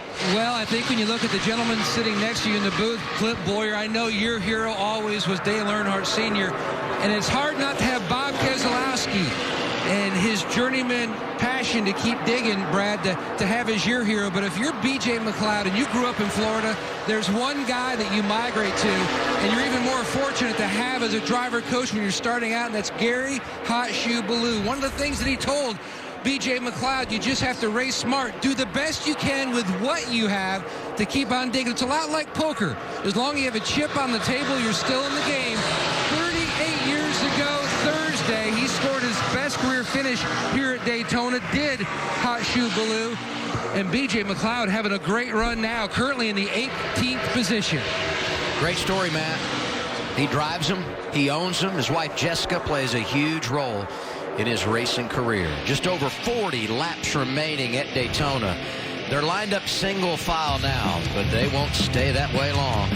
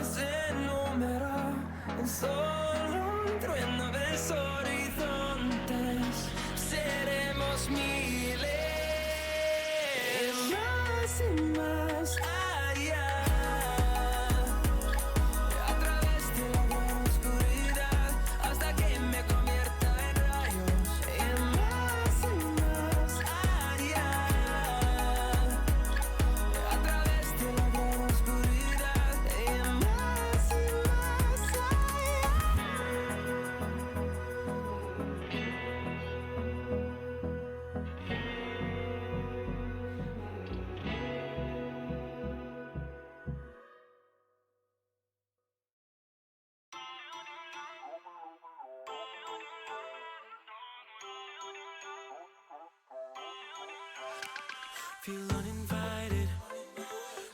41 laps remaining. It's the NASCAR Xfinity Series season opener at Daytona International Speedway with Clint Boyer, Brad Keselowski. I'm Adam Alexander. Top 5 for the stretch run. Jeff Burton, Noah Gragson, Justin Haley. They're all in Chevrolets. A couple of Fords right behind him. Austin Cindric, Chase Briscoe.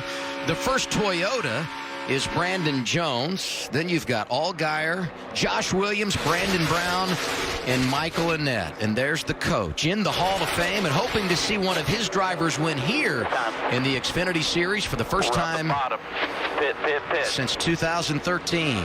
Sounds like we're pitting, boys. Well, we had heard 34, 35 laps. Exiting 3. Wave them off, single file. So important to get that line of communication down. Make sure everybody knows, because this is an opportunity to wreck right here. Big test for these young drivers.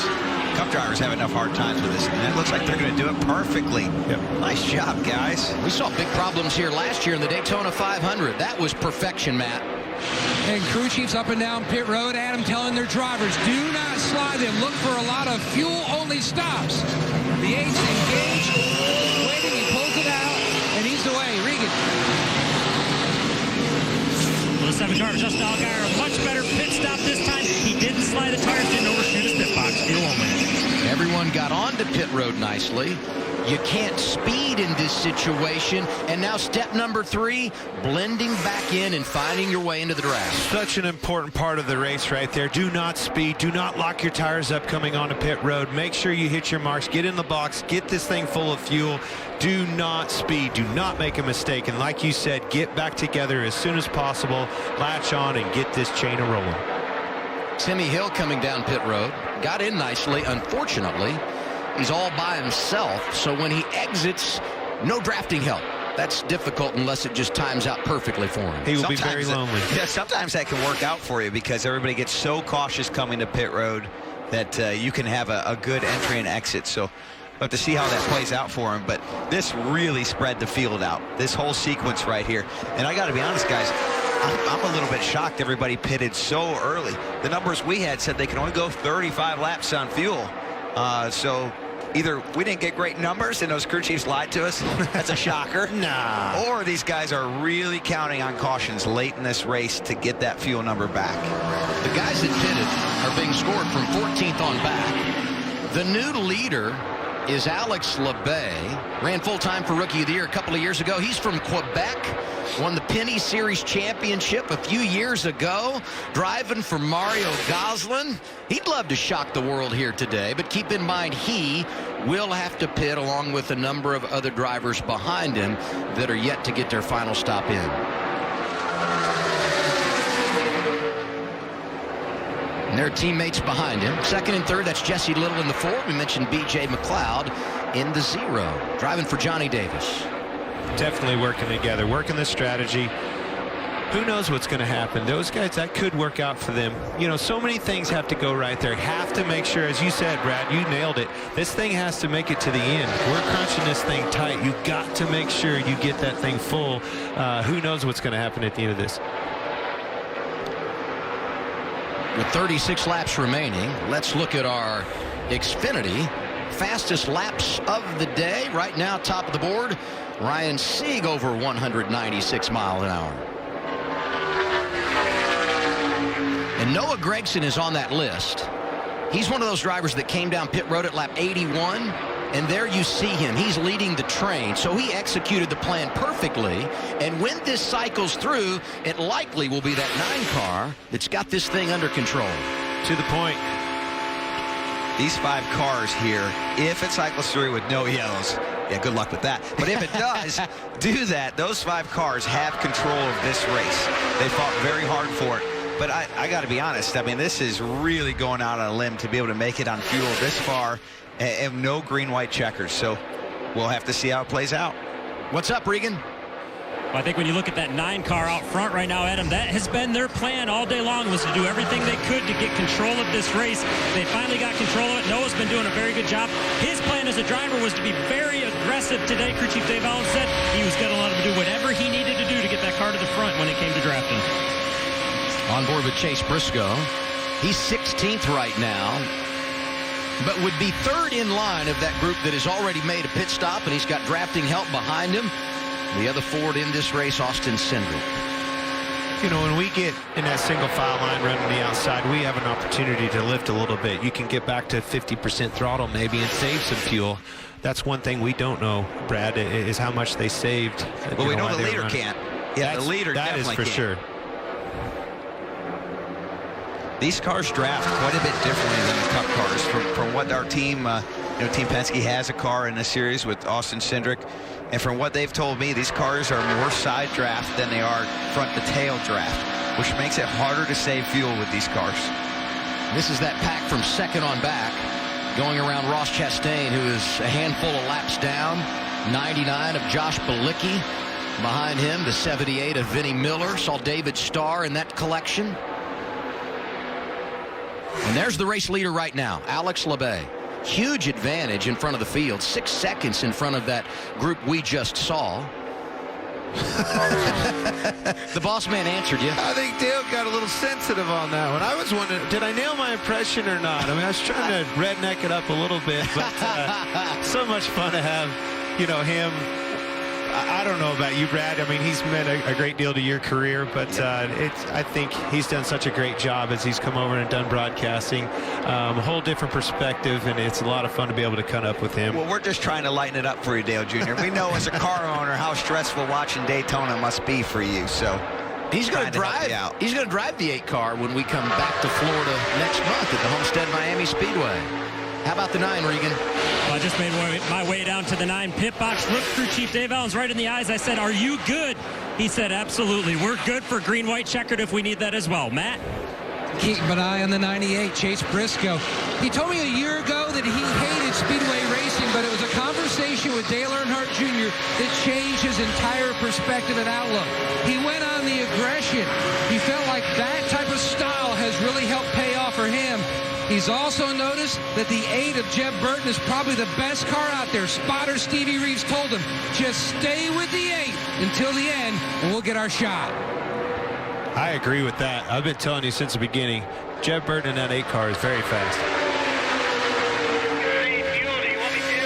I do not want you to save fuel. I want the 5 of you to drive away from the 3 behind you. Stay as lined up as you can. Discipline.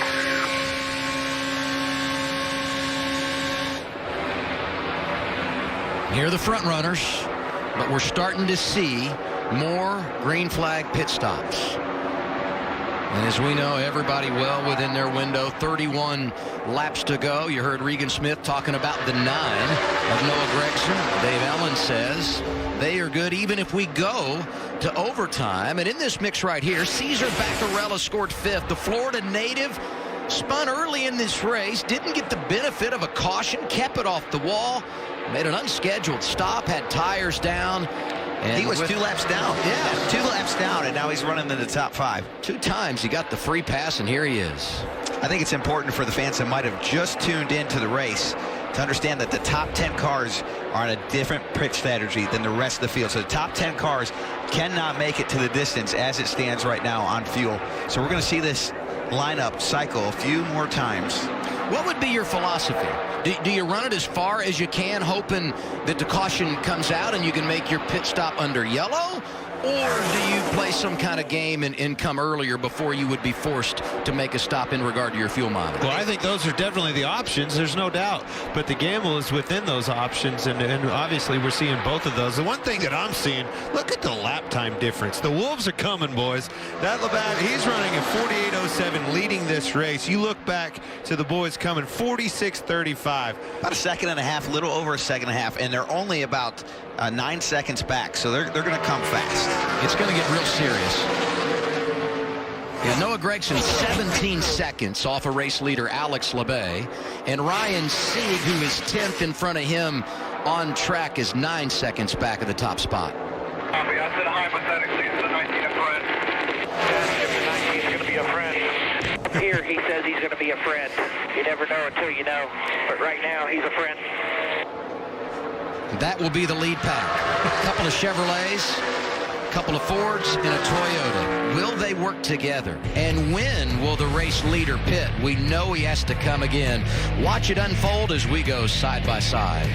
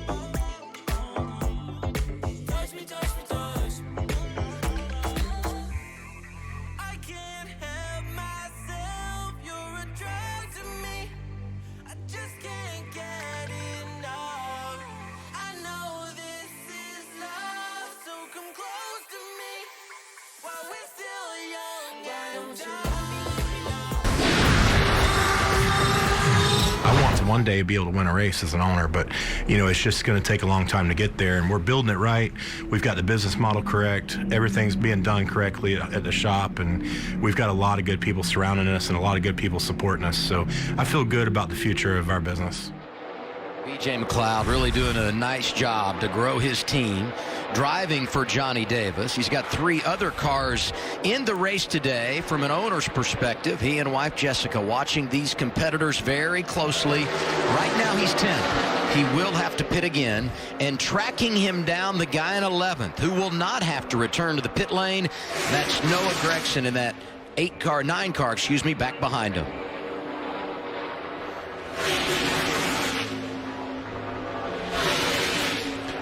I like his plan. Sticking with his guys. That's Alex LeBay, just out of your shot. He's the leader. 5 seconds behind him, you have J.J. Yaley towing that back to 10th. And then it's Noah Gragson in 11th. But again, the top 10 have to pit. Looks a little bit like Tour de France here. You got multiple different races, different, what do they call it, pelotons? That's what we're seeing right here. But the storm's brewing. You see it. Yes, right now. Can't figure it out. What's going on? If you just tuned in, they're all over the racetrack. You just watch. It's going to be 3 wide and going for broke at the end of this baby. They caught him fast right there. 45.90 to a 48 flat. Look at him just carve through this pack with that raw speed this group has. And those drivers yet to make a pit stop, staying down low.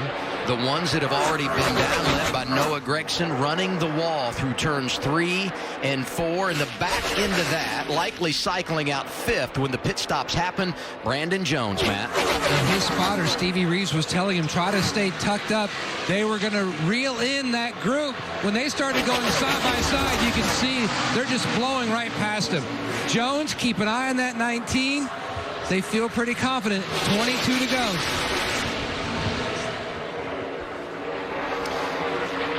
Before the Daytona 500, download the Fox Sports Super 6 app and play Super 6 NASCAR for free with a chance to win up to $10,000 in a progressive jackpot, meaning that if there's no winner this week, they'll add another $10 grand to the prize next week. Get your picks in now.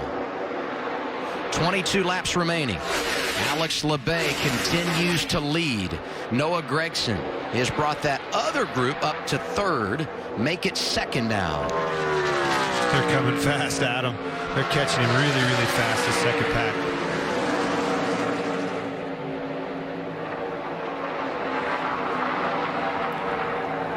So you see Gragson right now, 194, 193 mile an hour, slows down a little bit in the corner. He's going to get down the straightaway. He's going to accelerate. And on the bottom left is LeBay, 183 mile an hour right now. So 6 to 10 mile an hour faster, depending on where you look at the racetrack. That's a lonely feeling, boys. Mirror is getting big. In the top 5, after everyone cycles through, becoming the top 4. Cindric starting to put some distance between himself and Brandon Jones, who was right on his bumper. Brandon Jones got to be a little concerned right here. He doesn't want to lose this pack, and he's flirting with losing it. He's got a little bit of help from behind, but if he loses this pack in the next lap or 2, this race is over for him without a yellow. Yeah, I've been watching Allgaier in the pack that he has with Haley and Annette. Those 3 cars lost that pack, and it really surprised me. Going back to your point, Brad, in our cars, those 3 cars would have caught that line. They would have caught him and caught up, and it would have been a lot longer line. They have fallen off the pack. Jones, that line is backed up. Look at those 3 cars breaking up. This is really breaking up big time right now. Catching LeBay really helped him. It caused him to fan out, go too wide, cuts a bigger hole in the air, and that's going to bring Brandon Jones, along with Sieg right behind him, back into the fold as it looks like LeBay's pitting. Several cars pitting right here. I mentioned Sieg. He will have to pit, even though he's hanging out with what is now the lead group. Alex LeBay coming down with 19 laps to go, and he's bringing a bunch of other guys with him. These are scheduled green flag pit stops happening now, and all of that action puts this group out front. They held on as long as they could. Oh, we got a little incident here. BJ McLeod gets in there. Looked like David Starr might have gone to the wrong pit spot. by 6 boxes. There's a lot of JD Motorsports boxes down there. He stopped in the wrong JD Motorsports box. Again, this is scheduled service for all these drivers. Just a different philosophy on strategy. But we saw it right there. Pitting is so important under these conditions. You cannot make any mistakes. That was a huge mistake on both of those cars. Really separated that line. Junior Motorsports has won 6 of the last 12 races here, 4 of the last 6 in February. They swept here in 2014 with Regan. We talked about it earlier, and Casey Kane, who won in July. Noah Gragson hoping to add his name to the list, driving that 9 car. Figure out their plan, because they're making one right now. Yeah, it won't be to the end, man. Jay Smart here, they're with you right now. I guarantee it'll be different with 5 to go. So when it gets time to 5 to go, they're going to be talking about it. So we need to be ready and prepared. We are. We got this. Well, there you guys hear right now, Noah Gragson and crew chief Dave Owens are making a plan. They're basically trying to coach him up on what's going to take place as this race gets down to the end. As you see, we got 2 Chevys leading the pack. Right behind him, 2 Fords and then a Toyota. That's good news for Austin Cindric, who was very worried about the amount of Chevys in the field today. Unfortunately for the Chevys, they've been separated from the majority of their teammates. We could see those manufacturer battles that we talk about so much here in just a little bit. I just like the fact that Dave Ellens is the guy calling the shots. He's won 3 times here with 3 different drivers. Talked about that earlier. And if Gragson were to win, it would be 7 wins here for Junior Motorsports with 7 different drivers. That has never happened at any track in this series. Well, speaks volumes of the program that you got going on, the emphasis you put on Daytona and this restricted plate racing. And they are flying out there. This pack is over a second faster than any other pack on the track right now. 45.91 last lap time. Next closest group was a 46.64, so about 7/10 difference. That's a big difference out on the racetrack. How nerve-wracking right now for a guy like Gragson, who's never won and understands what this would mean, not just for his team, his career, but the season ahead. I think you could hear it in his questioning already. You know, he's antsy. Hey, 18 laps to go. What are we going to do in the last lap? You know, I mean, yes, trying to keep those emotions in check, but being nerve-wracking. The one, if I was to be nervous, I would think Allgaier, they need a caution. They need something to happen. Allgaier, Haley, Annette right here, and the other Junior Motorsports cars, these guys are in trouble without a caution. They missed their pit stop, I mean, by a fraction of a second. Paying the price. Just a little bit slow by a fraction of a second, and this is what can happen at Daytona when you're just a little bit off. And despite the fact they've won both stages, I mean, we talked about this. There's been a number of issues today for the guys at Junior Motorsports.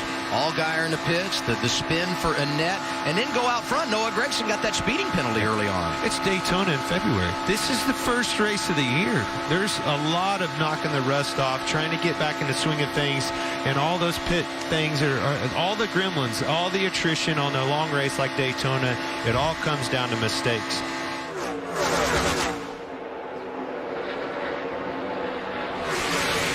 $14 to go. The laps are winding down really quickly here.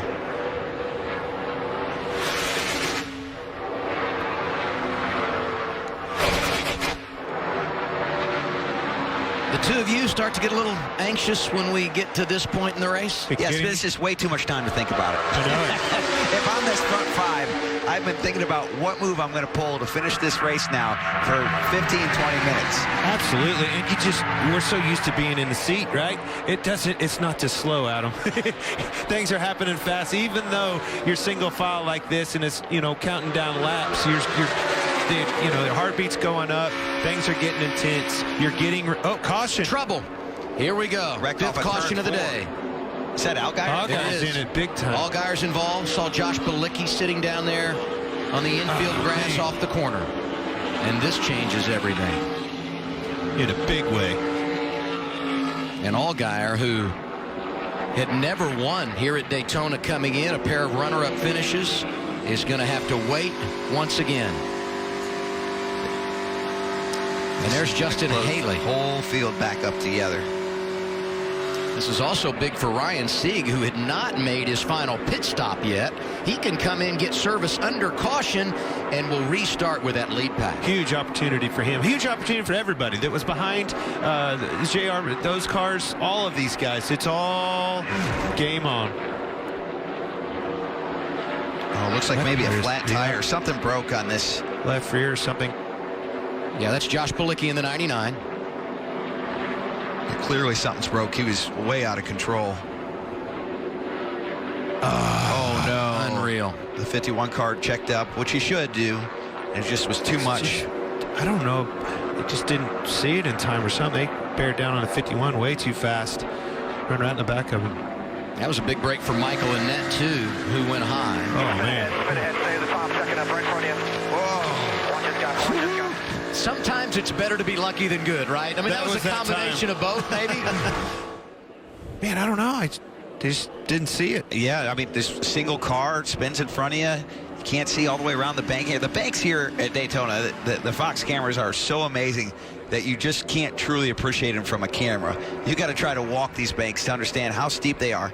And the penalty for that is they're really hard to see around. So there's a blind spot. Everybody has it in your passenger car. Blind spots are big. Blind spots are major here. The banking is a big part of that. When you see a car, you know, from the naked eye, watching from the cameras that we have, you can't see that in the car. You're looking up, trying to duck down, see over, you know, out of the windshield, get yourself some view, and you can't see that. That's a definite blind spot right up there in the left, top left of the windshield. And that roof camera, of course, it's got a higher view up than what you have inside the car. Inside the car, you can't see that high up. So, and right here, well, it went away, but that right there in your window net, there's a small hole right there to see what's going on ahead. Very, very tight. Talking about Justin Haley and what a break that was for him. What about for Jeff Burton, who's second right now?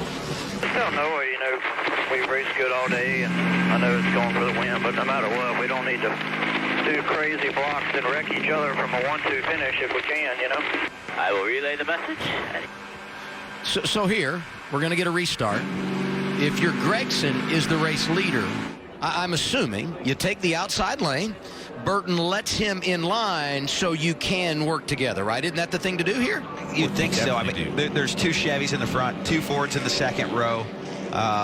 You know, but now everybody's back together. You're going to end up with, you know, around 14 or 15 cars on the lead lap. It goes back to the push on the restarts that Brad talked about at the beginning of the show. You can do that, but if these guys are bearing down on you and shoving you out there, you can't get down. Yep. Said Ryan Sieg was going to have to pit. He's in now, Regan. Yeah, they were right on their number with fuel. They needed that caution more than anybody. They were within a lap of pitting. They were going to do left side tires because they knew they would be coming in alone. One stop and go. This team was bleeding the brakes on pit road, so a great recovery for them. He's still in it. So is Michael Annette. And don't write off Alex LeBay. Let all those laps. He gets the free pass, and he will restart inside the top 15. It's been a wild day here at Daytona. Did you know that Verizon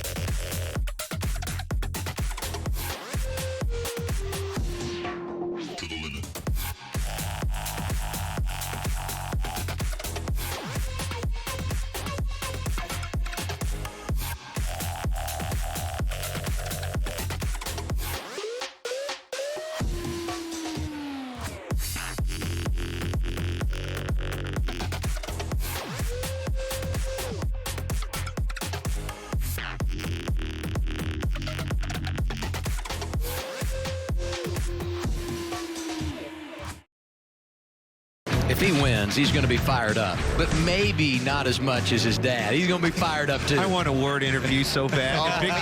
Can relive that? It's be so awesome. When he won his truck race at Texas a number of years ago, Ward was on a spotter stand. I swore he ziplined to victory lane. That's how quickly he got there. Tomorrow, it's the 62nd Daytona 500. It's live on Fox.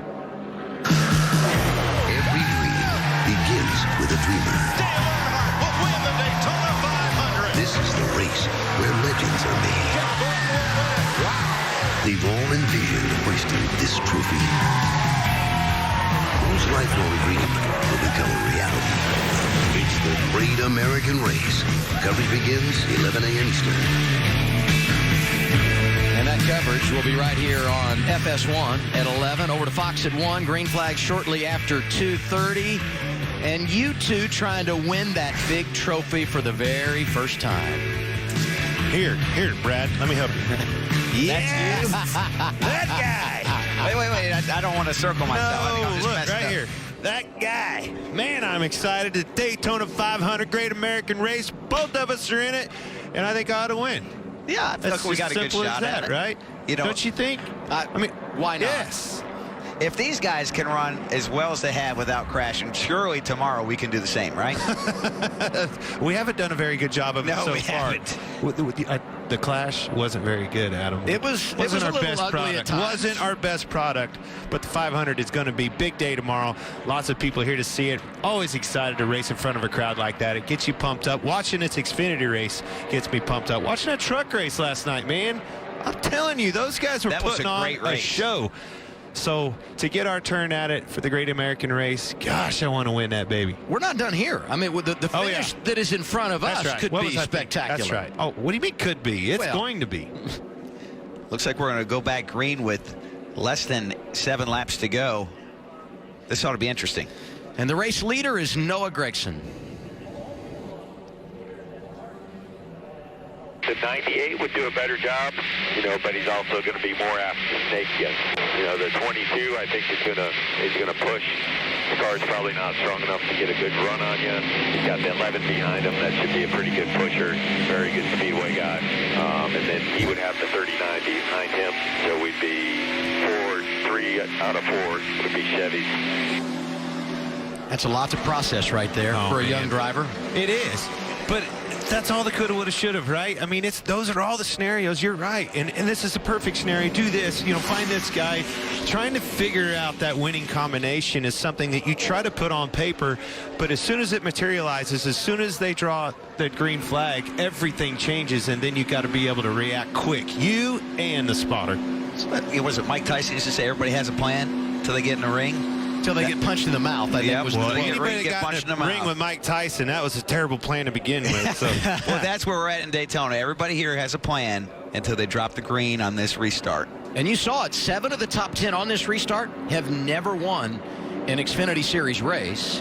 And already, I'm surprised because you take the inside lane and now you put teammates side by side.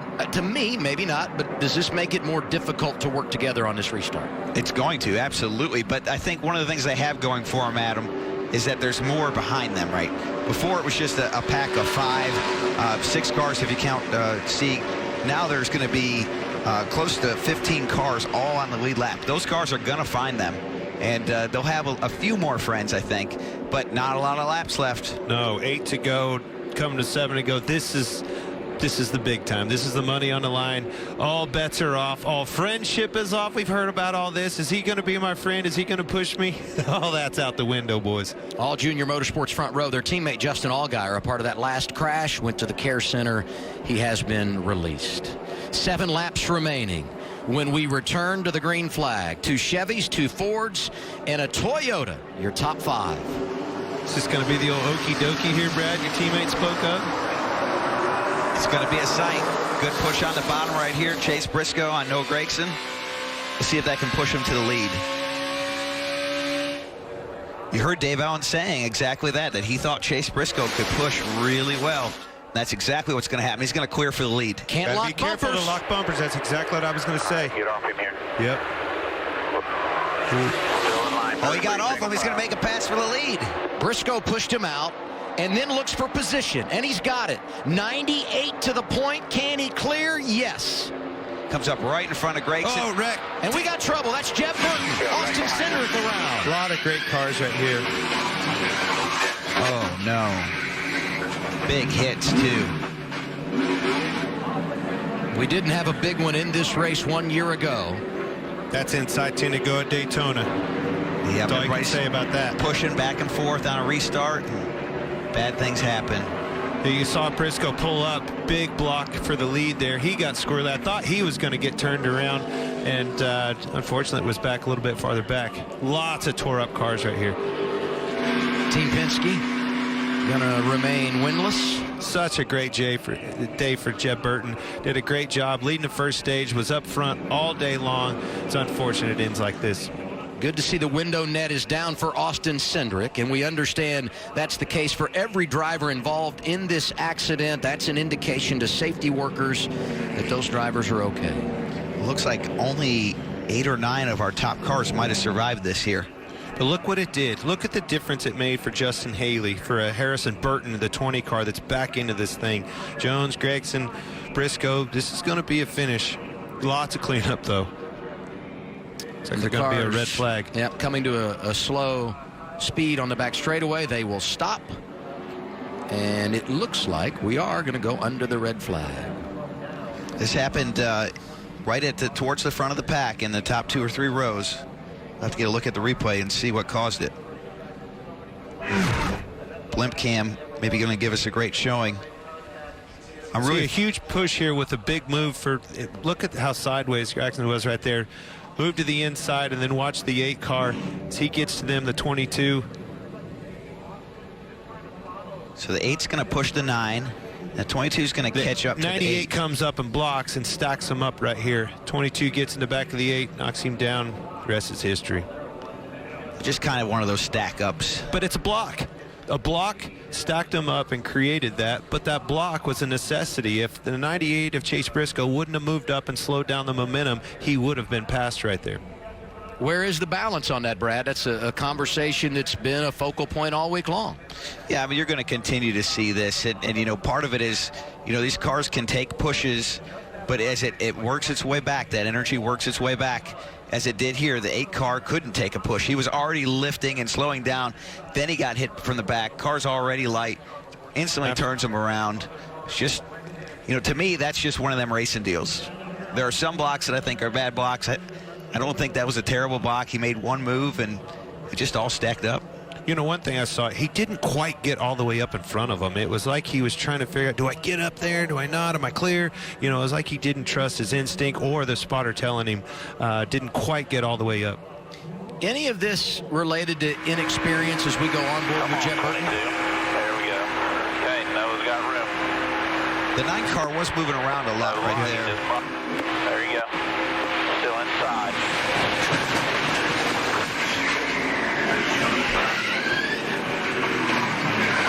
I'm coming.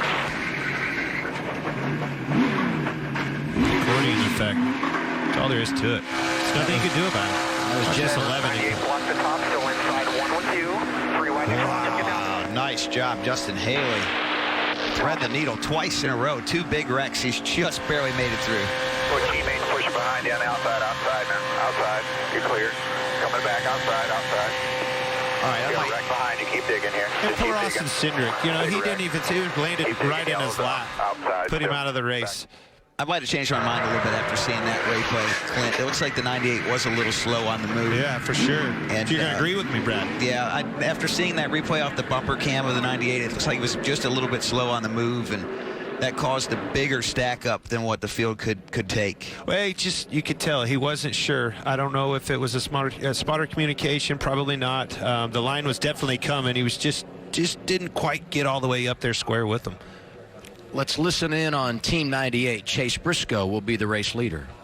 That I about wrecked it big on the backstretch. I just second guessed myself. I should have just went straight to the top, but I second guessed it. It about cost me. But you know, the other thing Clint's I over here beating out, on his chest here. I'm like Denny Hamlin. As a crystal ball, I knew it, man. Did you see that? He knew it. But the other thing that made me nervous there, and you and I said it, but before all that happened over toward, the corner, when they came off of turn 2, those bumpers were real close to being locked. And that's something you got to focus on this restart. He had to get off that bumper. He had to make a move because they're going to call that. We've seen it last year and time again. They will call that if you lock, and you do not want to do it with 6 to go. You don't want to lose a race that way. No, that's a tough way to lose it, but I'll give Chase a lot of credit. He made a great move off of turn 2 to get to the lead. He's really aggressive but smart, but also that block down the backstretch was just a little off timing, and that's what caused a chain reaction. 6th caution of the day has led to our first red flag with 6 laps remaining. Let's go to the pits and Regan Smith. Well, Dave Ellens, you had a plan all day long with your race car to get control of this race based on the fuel mileage. That worked out. Now you've lost control of this next restart. You won't have lane choice. So what do you tell your young driver to do? Yeah, I think we've been doing a pretty good job all day. Have a lot of speed in the car, so we don't have control of the race right now, but I'm hoping as much speed as we've had, we get a good push and we can retake that lead. But I think just keeping him calm, focused on what he's got to do for the last few laps, we should be fine with the speed we've had all day. Seems like a new, more focused Noah Gragson behind the wheel of that race car for you this year. He said he talked to Dale Jr. Did he get a lot of good info during the offseason? Yeah, he's definitely more focused than he's ever been. I'm really proud of where he's at as a driver, and Dale definitely helped him out. He's been making some moves that are a lot better than he had last year, so I'm proud of what he's doing. All right, good luck. Thank you. I'd say it's good to talk to Dale Jr., the boss man. I'd say. Has won here 17 times in the various races. There 17? You see the driver. Yeah, 17. His dad won here 34. You saw all the drivers involved in the crash that has brought out the red flag. Did you know that Verizon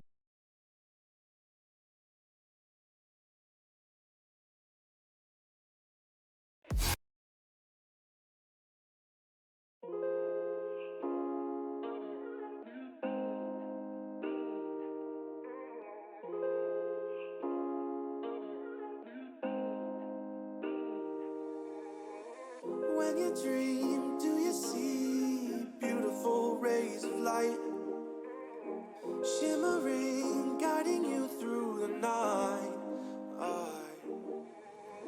I know it feels like the night's getting longer and light is harder to find.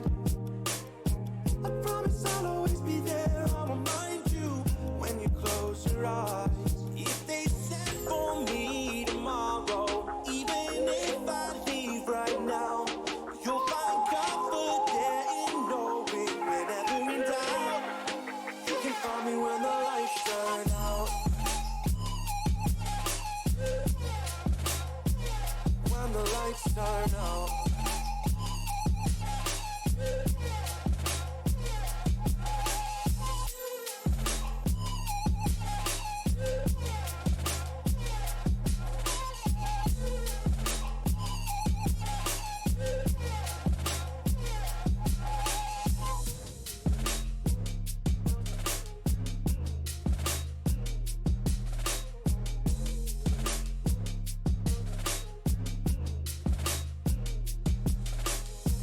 Even now, laying down hundreds of miles away, I can see you and me like it was yesterday. I know it's not the same, but I'm still behind you every step of the way. Look in yourself and I'll be there, I can guide you. All the love is the same. If they send for me tomorrow, even if I leave right now, you'll find comfort there in knowing whenever in doubt, you can find me when the lights turn out. When the lights turn out, you can find me when the lights turn out. Here we are once again at Daytona. Under the red flag, you see the cars parked on the back straightaway. Chase Briscoe is the leader, and behind him, Noah Gragson, who had the top spot on that last restart. They're firing the engines. Again. Let's hear from number 9 Let's here. see if we can get the 9 on. Hey, Noah, it's Boyer up in the booth. You got us? Yeah, 10-4, Boyer. Man, got a little dicey right there. Got a huge push off of 2. He went to the inside, come back up with a block. Man, things are getting intense. Just stack you guys up. What do you guys see? Yeah, just trying to focus on executing here. I'm trying to get this Bass Pro Shop True Timber Black Rifle Coffee. Number 9 Camaro on Victory Lane. Everybody at Junior Motorsports has been working really hard on this piece. Big man upstairs, Big Earl Marvin, he's been doing a great job today, and the pit crew as well. So thankful for everybody at Xfinity for allowing us to come out here and do this. We got a handful of laps left, so just trying to come up with a plan to execute this one out to try and get the win. Well, man, you're holding pretty well. Keep up the good work. Good luck. A lot of history behind that car, bringing Junior another win, so let's see it. Thanks, man. I don't like them, but congrats on the Chief. I didn't know where he was going with that. I didn't either. Well, cars are back fired up. We're going to go green here, it looks like. Around 4 or 3 to go. So chance for some green-white checkers here to finish this race out. Austin Cindric in that last crash. Let's hear from him. He's at the Advent Health Care Center with Matt Yoakum. And he has walked out dejected, but you saw it through your windshield. Walk us through what happened. Yeah, I haven't seen a replay, but the 98 definitely stacked up the top lane, and I gave the 8 a bit of a push there, and that got him sideways. I just don't know if he was wedged or not, if that's why he got so sideways. Yeah, we'll see the replay here. Obviously got a huge run, and then the 98 is going to cover the top lane, and everything compresses from there. So that shoves 8 back to me. Yeah, just I don't think I got him in the wrong spot, honestly, but obviously he was in a tough spot. But you're supposed to push on the right side of the bumper, and I did, but Daytona Racing tells you 4 low averages, so hopefully turns back around the other way. But sad to be out of it. Moneyline Ford Mustang, part of the deal. Adam? The highs and lows of Daytona. A couple of years ago as a rookie, it seemed like nothing went his way. Last year in his sophomore campaign, top 5 in every plate race. Today, unfortunately, despite the fact he was in the mix, is going to end his day in the garage. I said at the beginning, it's emotional, man. It's an emotional roller coaster for all these guys. Did such a great job. You see Jeff Burton getting out of that thing, had it up front, led the first stage, doing everything right. All those guys putting it on the line at the end when the money's on the line, when they should, and just come up short. Things happen here. Let me ask you, Clint, do you think that was a bad push?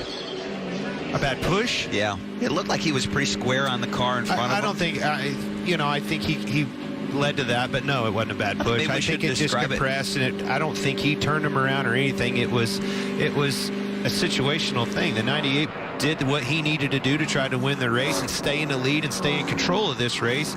And the 9 car got pinched, had to check up, stacked them all up, and they wrecked. I mean, that's just Daytona racing, in my opinion. I almost thought that the 9 could squeak by on the outside, but, again, with 6 laps to go, it's just, is it time to get that close? Back to the Advent Health Care Center and Matt Yoakum.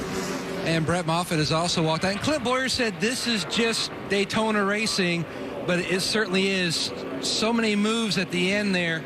Blocking always starts it, but you live the end result. Yeah, unfortunately, our Motorsports is a brand new startup team with help from GMS, and it really is a bummer because I felt like we had a fast enough Chevrolet to contend for a win there, but yeah, it's just late blocking. I guess those guys with the Fs on the bumpers, they like those late blocks this week, it seems, so maybe Brad can help him out a little bit too.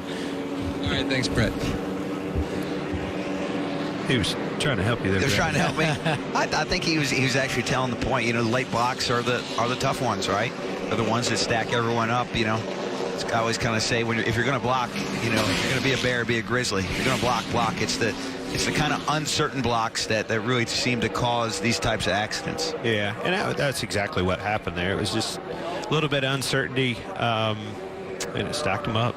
It's not going to be the last one, by the way. Okay, no. There's a prediction. There'll be 3 to go. Think there's any chance that windshield makes it? I think the windshield will make it. I think it's great. All the kids are out. I don't think it'll make it without a crack. That's what insurance is for. The sun's back out. It's a beautiful day here in Daytona. It's going to be a great finish. I'm pretty excited about this. Briscoe takes the inside lane. Look at it. They're still trying. The windshield is fine. I think so. We've been to Disney World, and that reminded me a lot, Brad, of our adventure Yes. to Disney World there. Trying to contain our kids. Cash and Presley weren't in that mix, were they? Not yet. Okay. I didn't see them. I didn't recognize them yet. Yeah, not yet. They want to be. We're going to hear from them tomorrow on our pre-race show on Fox for the Daytona Oh, my 500. gosh. So Myers is there, right? Chris Myers is there. The last time I saw him, could you imagine the deflation of the ego for Chris Myers? The last interview I saw was Patrick Mahomes at the Super Bowl. The next one I looked down, Chris Myers is interviewing 3- and 5-year-old kids for the Daytona 500. It's a humbling business. Up front, it's Briscoe and Gregson. Behind them, 2 Toyotas. Teammates, Brandon Jones, Harrison Burton. And in row 3, Justin Haley, who won the Cup race here last summer alongside Timmy Hill in the 66. Crowd's on their feet, and they should be. It's game on, baby. Money time. This could be the last restart of the race. Remember, once we get the white flag, the next flag will end the race, whether it's the caution or they make it back to the checker. Pretty even lines right there. A lot of separation, to be honest with you, for a restart with 3 to go. But they're going to Nice move by Noah Gregson. He's got a great side draft off of Chase Briscoe.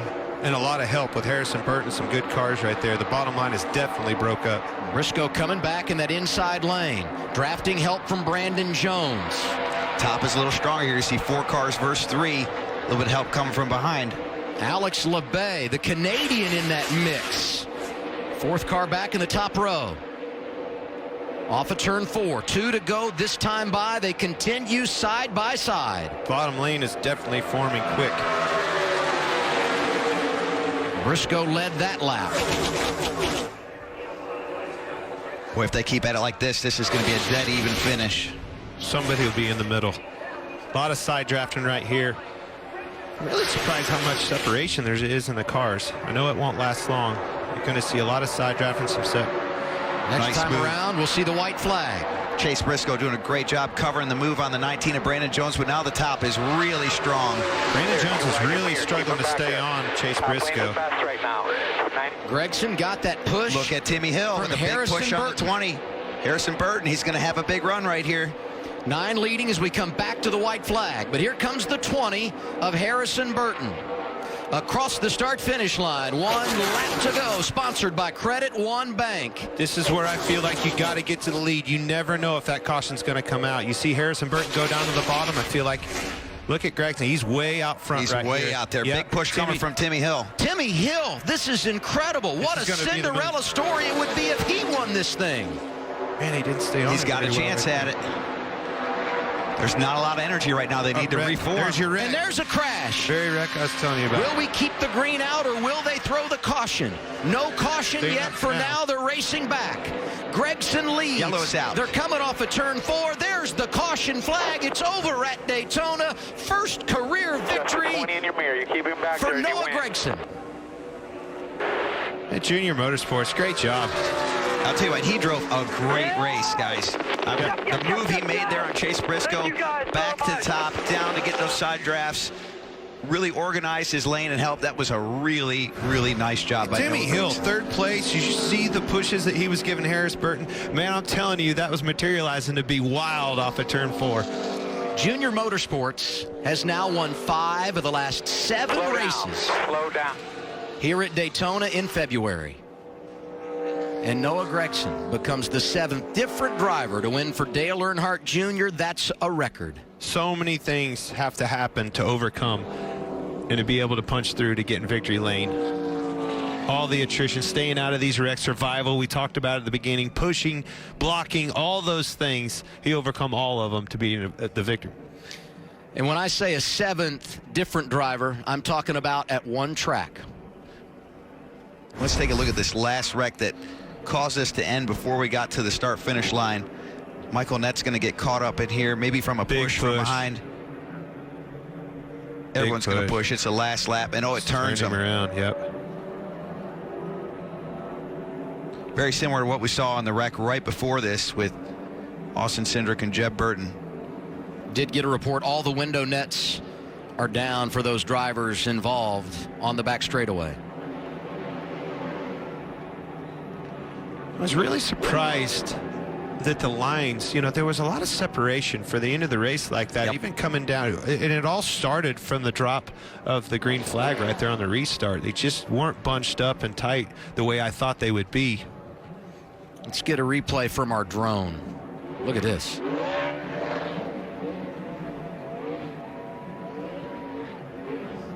It's great footage. More of that tomorrow during the Daytona 500 on Fox.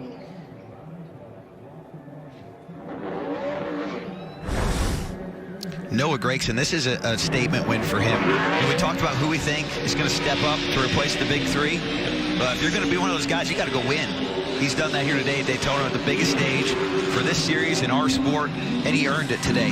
Led a lot of laps, ran up front, overcame some adversity, made a great drafting move. He's doing the burnouts in the grass. They're probably not going to. And a fun kid. This is going to be a heck of a celebration. I like this guy. 21 years old from Las Vegas. 2 years in Gander trucks for Kyle Busch. He's now in his second year for Dale Jr. in an Xfinity car, and he's taken Junior to victory lane one more time. Verizon 4G.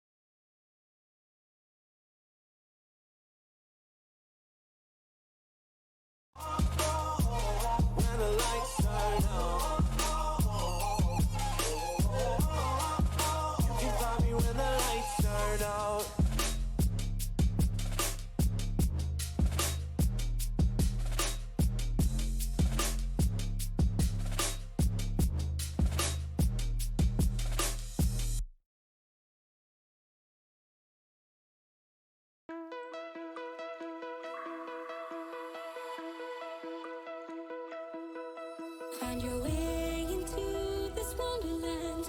Cross the maze, the dark, the innocent. Chase the faith, the thrill, the heaven sent. I got you wild upside down. The labyrinth will guide you far away to a place where senses will decay. Your ghost and mind will shadow play. I got you wild upside down.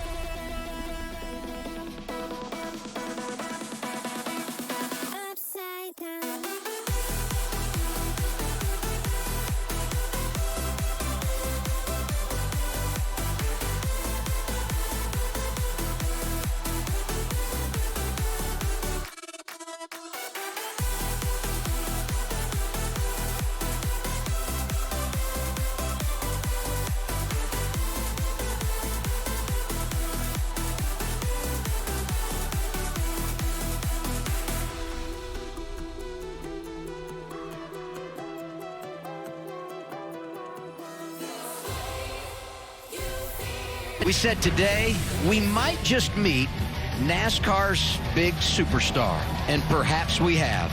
Noah Gragson with his first career victory, and oh, does he know how to celebrate with the fans in Daytona. What do you say we go climb the fence? He did this in Martinsville when he won, I remember. And shortly after he came down, it wasn't so pretty. So I hope the outcome is better. But I told you this kid would celebrate. He's a lot of fun to watch. And not only does he win today, race number 2 next weekend, Las Vegas. He's going home with a big old trophy. Trying to fan some flames here. You said it, Clint. It's just hard not to love this kid. No, he does a great job. Obviously, heck of a wheel man, but just got a personality. Somebody that's easy to follow. Someday, Noah Gregson will eventually make it to victory lane for the interview. In the meantime, let's hear from the boss. Regan? Well, Noah Gregson is taking his time getting to victory lane. Dale Jr. didn't. You came running into here. You were so excited for your young driver. Hey, you gave him some advice. What advice did you give him? Because it obviously played out well. We just sat down and talked about all the scenarios that you can find yourself in at the draft and what to do, what to expect, and what to do with the cars and how they're acting around you. And we talked for a good while. It looks like, you use some of that stuff, and I like sharing that information with those drivers, and especially our guys, but really anybody that comes to me for advice, I want to be able to help them, and just a great day for Junior Motorsports, Black Rifle Coffee, and Bass Pro Shops True Timber. Noah's been wanting to win so bad. He's working so hard. Got a lot going on in his life, and he's kept his head on straight. Great kid. Winning at Daytona, whether it's as a driver, as you've done multiple times, or as a car owner, does it ever get old to walk into this victory lane? Never gets old, man. I mean, don't expect I'll ever do it again as a driver, so I'll take these whenever they're coming, right? If I can get in here as an owner or a part of any kind of a success like this, it's a great feeling. You got a lot of people that are part of this. My sister and Rick Hendrick, all the people in the shop and the guys on the team. I mean, it's just fun to be able to celebrate all this with our company, and we got a great company, man. So many great people, and so it's good to be successful. Maybe your next lesson to Noah Gregson can be how to get to victory lane just a little bit faster. Absolutely. Let him have his fun, though, man. It's Daytona. You don't know if you ever get this win again or get a chance to celebrate here again, so do everything you want to do. Congrats, Junior. I love it. I love what he's doing. This is so great for him to show off his personality, but this is great for NASCAR and the fans to connect with a young kid like that. Take it in, man. Junior just nailed it. That's exactly right. I really like how he put the flag in the rear adjuster hole, and it's staying in there. Yeah, wedge adjuster. Yep, stayed right in there. Did you see his Dukes of Hazzard slide across the hood? I mean, that was good, right? He's having fun with it. No one's going to accuse him of not enjoying the moment. So many great stories to come out of this race today. There's Bo and Luke. Perfect. I love it. I'd give that a 10. Yes. He wasn't very good at the water bottle. It took him 2 or 3 shots to get his water bottle over the fence. But, man, he was good on the racetrack. There was a lot of guys good. A lot of stories today. A lot of people back there. Harrison Burton, Timmy Hill. Look at the finish, him coming in third. Brandon Brown, Ray Black Jr. These results unofficial because we did end it under caution, but I will say this about Noah. That car was a handful today. I saw many times off of 4, I saw that thing out of shape. I saw it out of shape off of 2 right there at the end as Briscoe come off of him and went to the bottom. He held onto that thing, kept it underneath of him, and won the race. He drove his butt off. He earned it. But Brad, he restarts once with the lead and loses it. Yep. There's a crash. He's in second, restarts with 3 to go, and finds a way to victory lane. That's a big statement about his psyche as a driver as well. He didn't lose his cool. The moment certainly demanded everything he had, and he gave it, and then some. That's what gets you to victory lane in Daytona. But I think he needed to do that. He did mature, and he's overcome a lot. We've seen some of the things that he did. Some of the things that maybe he didn't do. Maybe last year. He answered that call, learned from those mistakes, learned from that conversation with Junior, and put it to good use. Let's join the celebration.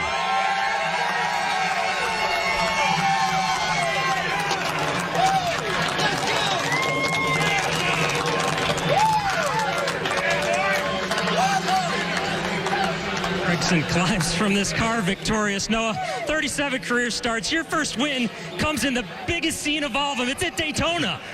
That's right, Regan. I'm so thankful, and I want to bring this guy up right here, Johnny Morris. And this would not be possible without this man right here. No, it wouldn't be Johnny possible without the Earnhardts. That's right. Buddy. You did great. I'm so thankful for this opportunity, and just very, very proud of this team.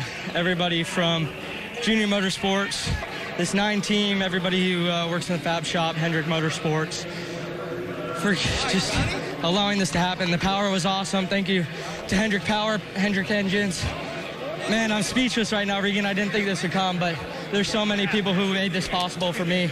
Dustin Ash back at home, the O'Hanley family, Jefferson Pitts Racing, Kyle Busch Motorsports, everybody who's helped me get to this point. I spent a lot of time with Dale Jr. this week, talked to him for about 2 hours, and wanted to be a better speedway racer. He told me, go have fun. Records are checkers. You got to manage your gaps. be there at the end and just go lead the damn thing. So that's what we did. So thankful for everybody at Bass Pro Shops. Make sure you guys go get your Black Rifle coffee right in Bass Pro Shops right here. These guys right here make it all happen for us. I'm so thankful. Congratulations. Thank you to all the fans. We did it! You said that you wanted to manage the gaps and that Junior taught you how to manage the gaps a little bit better. That last lap, you got out to a pretty big lead. Did you have to really tell yourself to make the good blocks to keep out front there? Yeah, I seen myself get pushed out in the mirror and just trying to work all race long, managing how far out in front of the car behind me I got. And if it weren't for this Hendrick power, I don't think we would have been able to get here to victory lane. So thankful for everybody at Xfinity. This thing was as fast as Xfinity Internet today. And how about Team Chevrolet going top of the board? Let's do it tomorrow for the 500, baby. A nice balance of emotion and celebrating the names of his sponsors. Clint, you told me earlier in the week, last lap you want to be out front in case we see the caution. That was the case for Noah Gragson, and he wins it all.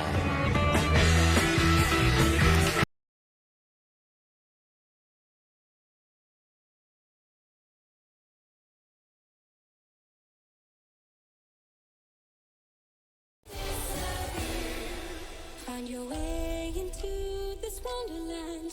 Cross the maze, the dark, the innocent. Chase the faith, the thrill, the heaven sent. I got your world upside down. The labyrinth will guide you far away to the place where senses will decay. Your ghost and mind will shadow play. I got your world upside down.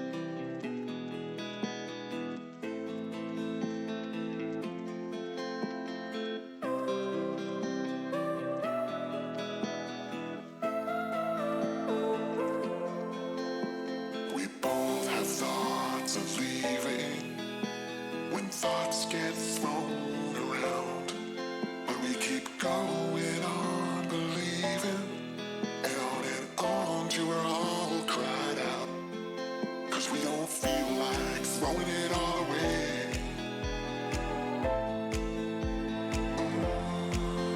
We don't feel like it.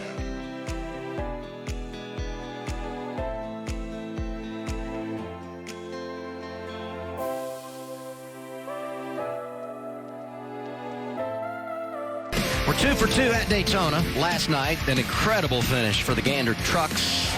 Today, the NASCAR Xfinity Series delivers as well.